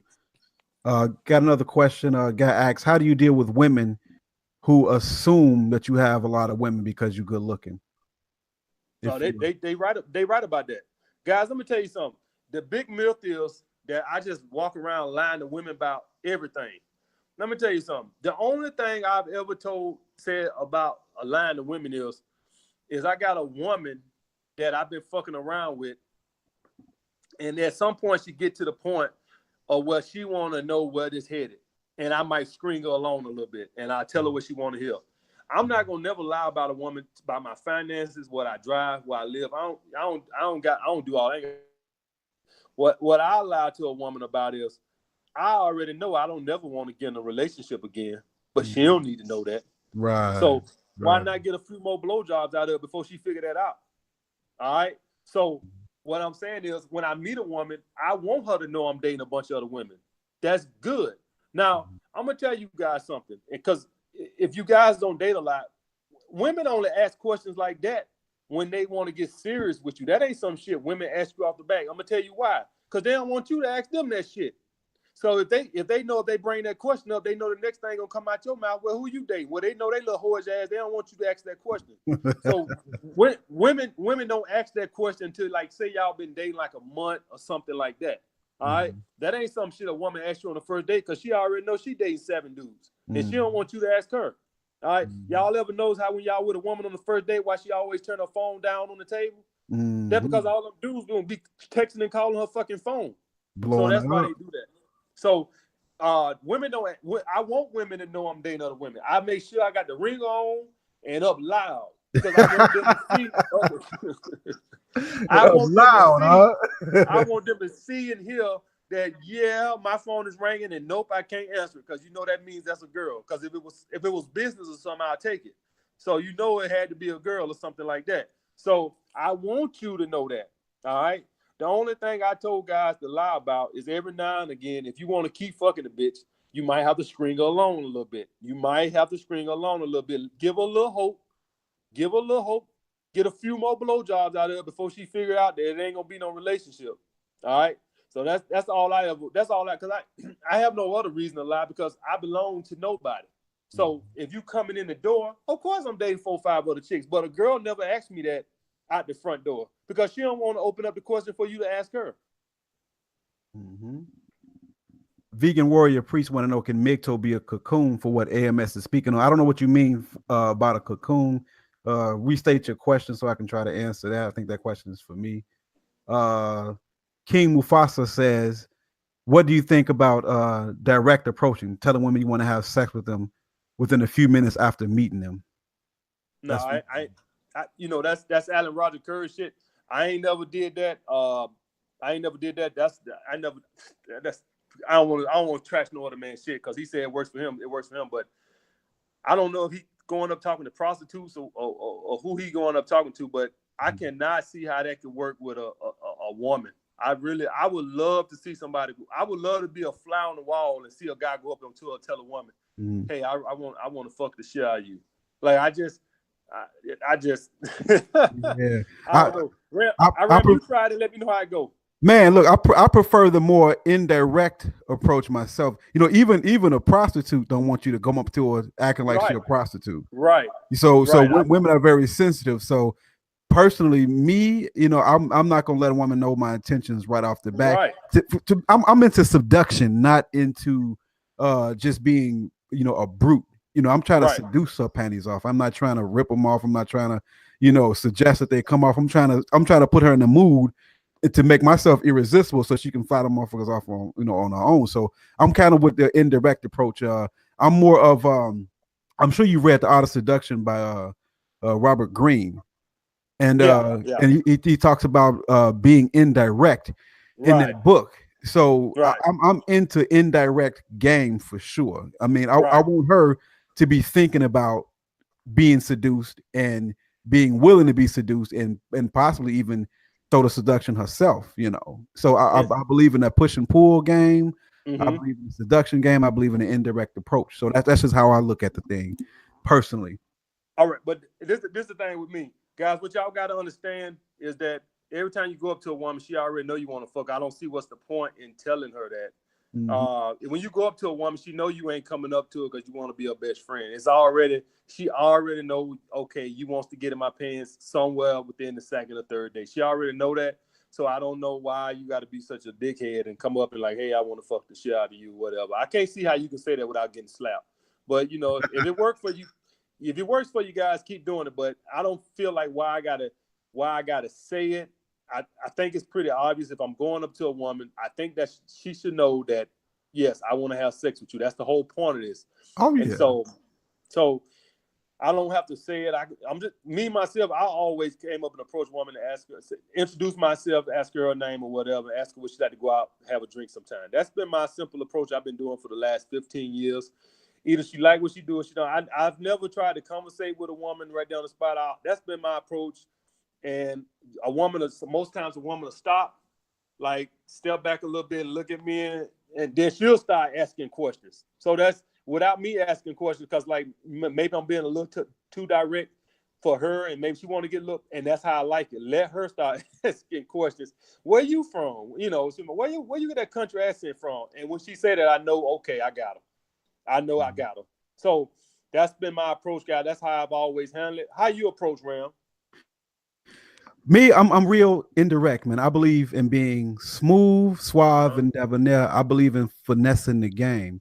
Mm, So, me personally, I don't even talk about sex at all. I don't say me neither. nothing about it. What I do, I set the mood, I Mm-hmm. set the tone, and I go Mm-hmm. for it. She'll never hear me speak on it. In fact, if I'm talking to a woman, a lot of times a woman will try to talk about sex herself. I don't Mm-hmm. say Right. nothing. I don't say Mm. nothing about it because I'm not into phone sex. I'm not going to tell her No. what I would do, what I want to do. In fact, when a woman starts talking Mm-hmm. about sex, I try to Mm-hmm. leave the subject alone. And you know what I've said many, many times? I said, I'll tell a woman this, and I'm bullshitting, of course, but I'll tell a woman this. I say, I'm not easy. Mm-hmm. I don't just go around slinging dick. I gotta like you. So this is Right. what it does to her. In Right. her mind, she's like, oh man, well, he said he don't walk around slanging dick. He gotta like me. Mm-hmm. So I tell a woman if I'm gonna get inside you, I gotta like you, which is somewhat Mm-hmm. true. And Mm-hmm. so when I do make the move, what she thinking? Oh, he like me. I didn't say I was gonna fall in love with her. I ain't telling her I'm gonna Mm-hmm. wife her up and all that stuff. But I Mm-hmm. tell her that, hey, my Mr. Bippy has value, and I don't sling it around, and I don't ever talk about it. So this is what it does. The Mm-hmm. less you talk about it, Mm-hmm. the less thirsty that you are and appear, the more curious she's gonna be. So Mm-hmm. when it comes time, she's like, "Oh wow, we ain't talking." And then here go the thing, and she'll compliment me. "Oh, you're not like those other guys, and you ain't been talking about sex. You ain't sent me no dick pic. You ain't did it. Of course not, because I'm a Right. player. I'm a gentleman. I'm smooth, Right. suave, and debonair. So I finesse Right. the game. So when it come down Right. to it, she getting an experience she never had before because I ain't do none of that other stuff that all these other guys Mm. doing, thirsty Mm. and trying to send Mm. her text messages and talk to her under the. I'm good. I don't need none of Right. that. So Right. my, I my like that. game, my game is real indirect approach. And Mm-hmm. I'm gonna let her think that sex is not even on my mind. Matter of fact, what it does, she gonna question in her mind if I'm even attracted to her. You know what role that puts Mm. her in? She like, oh Mm. wow, I don't even know he attracted to me. So let me try a little hard. Let me see if I can see how much this guy is attracted to me. Mm. But she ain't And gonna I'm see gonna none tell of you. that until them panties coming down. Mm. Mm. And I'm gonna tell you something else too. I'm gonna tell y'all guys something else. I answered that question, Mm-hmm. but at this point in my life, I really don't cold approach women no more. Guys, y'all guys got to learn some style game and learn how to get on your swag. And women will choose. Now, when I say choose, that don't mean they're gonna come up and ask you what your phone number is. That just Mm-hmm. means that you'll see them staring. That's where I'm at in my life. And what I mean by that is when I go out and I'm doing stuff, I'm playing with house money because I already got bitches. I'm already busy. I'm already on purpose. So when I'm out, I'm really not technically looking for women. I'm just out and doing my thing. So Mm-hmm. I have no reason to leave the house in a thirsty energy because most times, say I go out with my friends or something, I already got booty lined up for me when I get back home. So when I Mm-hmm. go out, I'm already in a relaxed state of just enjoying the moment. So I'm at this point in my life, guys, I really don't cold approach no more. And that's just the benefit of me being on my purpose and getting my shit together to where women choose. All right. Because I'm gonna tell y'all guys, when you on your purpose and you just love your life, when you out, you just happy, you vibing to the music, you got your little drink and you in your own little world. And that's the guy that women are looking at. Mm-hmm. That's the guy. All the guys on the wall with their head going backwards and forth like it's on a swivel, looking at everything that passed. That's such a fucking turn off. That's such a fucking turn off. Guys, Mm-hmm. learn how to be on your swag when you out. Women will fucking too. Next thing you'll know, you'll see a girl. She just in front of you acting like she's looking around. Bitch, you see me. They do shit like that. That's when they choose, guys. That's what they do. They come stand right by you. Or they come do some dumb. They just do shit that is so obvious. Sometimes they just be bold and they'll look you dead in your face. Like, so once you guys get your swag all the way right and get on your purpose and shit, you'll see what I mean. When I Mm-hmm. go out, I already got ass lined up. So I'm out. I'm not out looking for ass. I'm really at this point. I really don't even. I really just let the women choose me by just Mm-hmm. looking my best and being on my grind and just focusing and enjoying myself. And that's what I like to call let the game come to you. Right. Darius Right. asked a question. He said, "But Ram, how do you seal the deal?" I seal the deal real Mm-hmm. simple. Once you spitting game at her, once you looking good and all this other stuff, and you get the number, you talk, you rap with her a little bit, and you did your thing. You maybe went out on a drink at happy hour, like AMS said. I seal the deal like this. It's called Keno escalation. The first person Mm-hmm. I ever heard talk about that was Mystery of the Mystery Method. Mm-hmm. Keno escalate. So if I'm getting in the house, if I'm in the house with a woman, we drinking wine, I might just give her a little kiss on her wrist. If Uh-huh. that's cool, I might give her a kiss on her shoulder. If Uh-huh. that's cool, I'm gonna give her a kiss on her neck. If she cool with that, I'm gonna give her a kiss on the lips. If that's Mm-hmm. cool, I'm gonna slide my hands up to her bra. If that's cool, I'm Mm-hmm. pulling the bra down. Keno escalation. And if she shows a little bit of Mm-hmm. resistance, I'm gonna back up and I Mm-hmm. might go one more time again, right? But I'm gonna Mm-hmm. back all the way up. And then here go the thing: when you Keno escalate like that, and you pull back, and you say, "Oh, I'm getting ahead of myself a little bit." I've had times when I pull back, she's coming in because Mm-hmm. she really wants that, but she doesn't want to seem like she wants that. I So when just you had pull that. back, I she just go had that, forward. bro. I just had that. Did this I just happen had to that with a you? girl. I just had that with a girl last weekend. This past weekend, Mm, she came over, and I tried to escalate, and then she stopped my advances. And I mm, said, "Oh, okay," because I was too tired. Because I had to get up and I had clients the next morning, so I had to mm, get up. So I was like, "All right, well, go on, call, and I wouldn't act like I was mad at her. I said, okay, well, we just, I hit you up sometime next week. We'll hang out again. I said, go on, call the Uber or whatever. I went to use the bathroom. She laying on the fucking couch. Like, did you call the Uber? And she told me, I'm so tired. And I said, did you call the Uber? And she told me something, I'm about to. I said, oh, she want to fuck. So I said, she want to fuck. So I just grabbed her by the hand and I said, come on back here. She told me, where we going? I said, come on back here. And she, when a girl really want to stop you, she'll stop you. She just let me pull her on to the bedroom. I'm like, right. yeah, she want to fuck. She want to fuck. I'm like, yeah. I said, you called the Uber? She told me, I'm so tired. I said, Right. She need to stay there and sleep, right? soon as she said that, I said she want to fuck. I said, as soon as she said that, I said, I know she want to fuck. She's too tired to get that Uber, Oh, boy. huh? Oh, boy. I was just laughing. I was laughing like hell on the inside. Before she Right, even right, said right. that, You I was already knew what laughing the like game was, right? I already knew the game was. As soon as she told me something, I'm so tired, I said, yeah, here we go. She want to fuck. Now, what she thought I was going to do was just keep on goddamn, playing with her on the couch. I was already tired. I had to get up. So I was like, we'll just Right. finish. I'm thinking to my head, we'll finish on the next day. I'm tired shit. So I go in the bathroom. I told her to call Uber. I come out. She's laid out on the couch. I'm so tired. I said, oh, here we go. I said, oh, I'm going to tear his ass up now. I said, oh, I'm going to tear his ass up now. And she got down, I'm sure. Yeah, but I want to tell guys too. I had to play the long game with her, guys. I had to play the fucking long. What I mean by the long game? All right, what I mean by the long game was, I first hit her up. We went on a date, happy hour. Mhm. Went on a date. All right, I waited a week to call her. When I called her, she told me, "Oh, well, you ain't called me, so I ain't know." And I said, "Okay, well, you free this weekend?" She told me, let me call you when I get out work and let me check my schedule." Didn't call. Called me a week later. She called me like a Tuesday. And Mhm. I said, "Hey, what's up?" She said, "Hey, I just called to see what you were doing." I said, "Oh, I ain't doing that. What's up?" I said, "You free this weekend?" She told me, "I'm going to Miami this weekend." I said, Mhm. "Okay, hit me when you get back." Get off the phone real quick. She told me, "Oh, okay." guys, now we going into 3 weeks. Mm. But notice I ain't sent out no thirsty energy. A lot of you guys would have been calling and all. No, when she called me, she did call me when she got back. I wasn't expecting to hear from her no more. She did call me when she got back, and so I set up another date. And that's the night I fucked her. So Wow. it took me a month to fuck her, but we only went on 2 dates. That's So right. the point of this being, guys, is sometimes you have to play the fucking long game. Don't be impatient with women. They Yeah. do little fucking shit like this to text you. All Mm-hmm. right. Now she probably stringing along some other dude right now. Understand? I'm gonna wait a couple weeks before I call her back because I see what type of girl she is.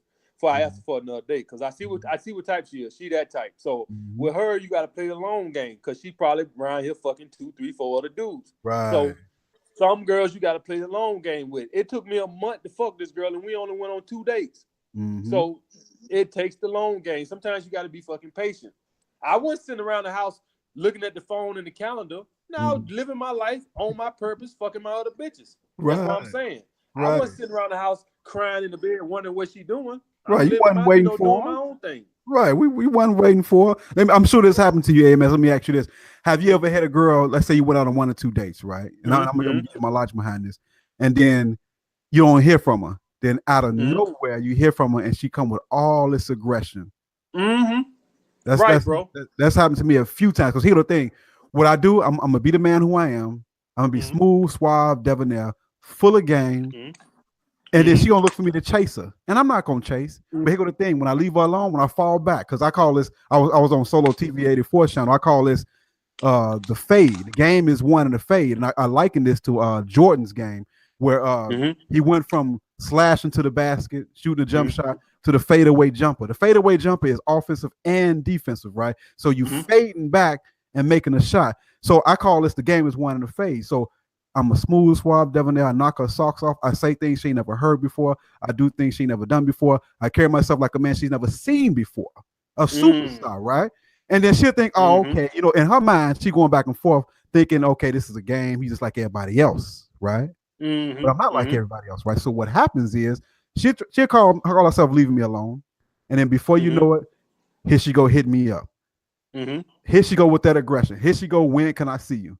And when Mm-hmm. that happens, the game Mm-hmm. has been reversed. Now the ball is in my court. I done faded away. Now I'm hitting that jump shot because she coming with Mm-hmm. me 1,000 miles an hour. And I'm gonna go for it. And here go the thing. At that Mm-hmm. point, the dynamic has just changed. Instead of me calling her, seeing what's up with her, she Mm-hmm. calling me, seeing what's up with me. The game is Mm-hmm. won in the fade. And I love it when they do that. And a lot of times I get that, I'm gonna say with half the females, I'm gonna say like 70% of women I talk to, Mm-hmm. I win the game in the fade. Always in the Mm. fade. And I know that's happened to you many times before. What that is, guys, for you guys that don't know what that is that non-thirstiness, that non-pursuit raises her interest level because she instantly associated with where it must be other women occupying this time. So the Mm-hmm. fact that you're not pursuing her, that raises her interest level. So she could have been not even like say when Ram when Ram was pursuing her and she wasn't jumping on or whatever, her interest level could have been like maybe 60%. All right. But by Ram acting high value, well, I'm gonna say acting with Ram, I'm gonna say displaying his high value, Mm-hmm. her interest went up. She like, damn, what happened to that motherfucker that I went out with 10 days ago? That motherfucker ain't called back or nothing. She instantly, her attraction raises for you because you're displaying high value. Mm-hmm. All right, guys. So always know that if you pursue her in that position, it's a good chance you ain't gonna get it no way because her attraction is probably not that keen for you for whatever reason. You don't even get to understand these bitches. They don't matter why. But for whatever it is, it's maybe like 60%. And he raised it by not pursuing her. He Mm-hmm. displayed high value. He displayed of a man who's already getting laid. And we all know how women value men who are the other women like. Because you can be single and nobody wants your ass and no woman wants your ass. As soon as they see another chick on your arm, everybody want to fuck your ass. What Ram did without even knowing it, or maybe Ram did know it, was he raised her attraction by Mm-hmm. showing his high value. He showed Absolutely. that bitches, I got other bitches want me, so I'm not pursuing your ass. And Mm-hmm. that's essentially what she instantly go through her head is that she instantly says he must have other women. All Mm-hmm. right. I remember a girl told me that shit one time because I used to get a lot of females to come in on my page on Facebook. that it raised her attraction level. Just because a lot of girls would come in on my post on Facebook, it raised her attraction level because she'll instantly assume how many of these women you fucking. See, that's how women are. Yep, and real spit, man. I had I lived in an apartment complex. This happened to me almost every apartment complex I lived in.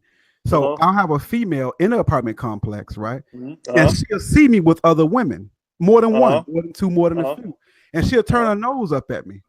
And no bullshit, bro. Turn a Next nose thing you up at you. know, I hear come knocking at my door. Now she doesn't Uh-huh. see me with a bunch of women. I live in the same apartment complex. I can't hide it.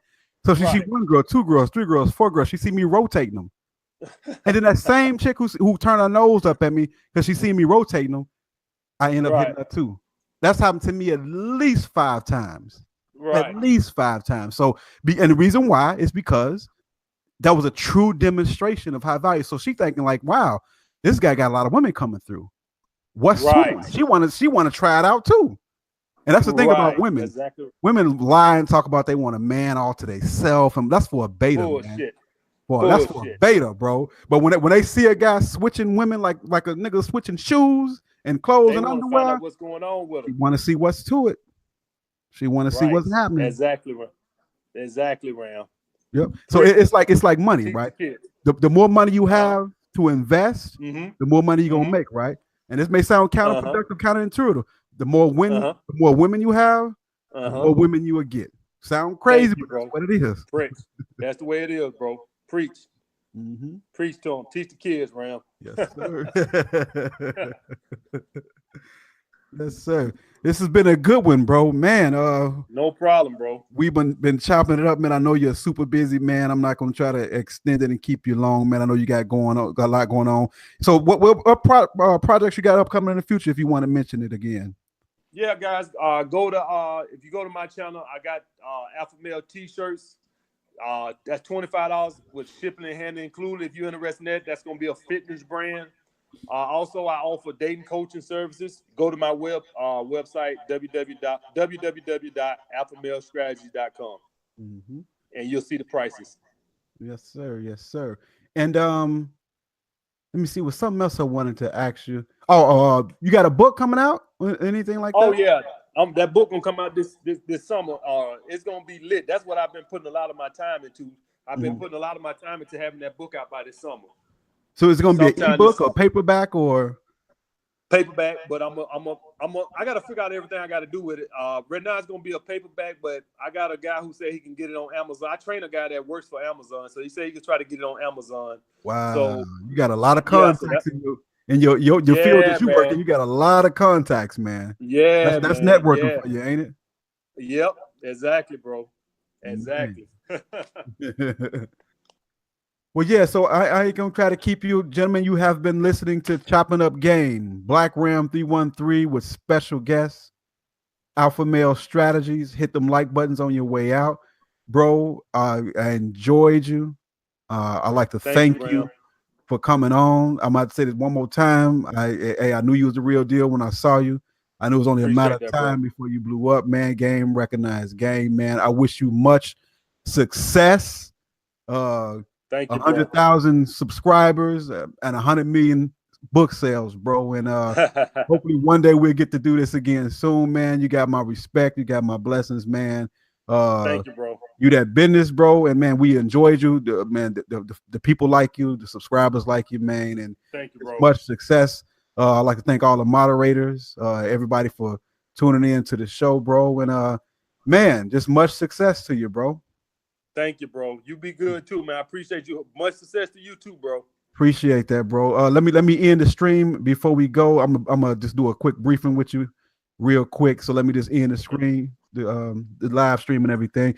Everybody in the chat, appreciate you. Like the video on your way out, and maybe we'll do this again. Again, this has been Alpha Male Strategies interview with BlackRam 313, trying to bring that fire to you. I've had more people watching this stream than any other time. I think we got up to like maybe 550. Yep. I'd like to thank everybody for coming out. Hey, they know when you come through, they gonna come through AMS. You already know, bro. Yes, You already sir. know. But yeah, again, this is BlackRam 313. Peace and blessings to everybody. BlackRam 313, and I'm out.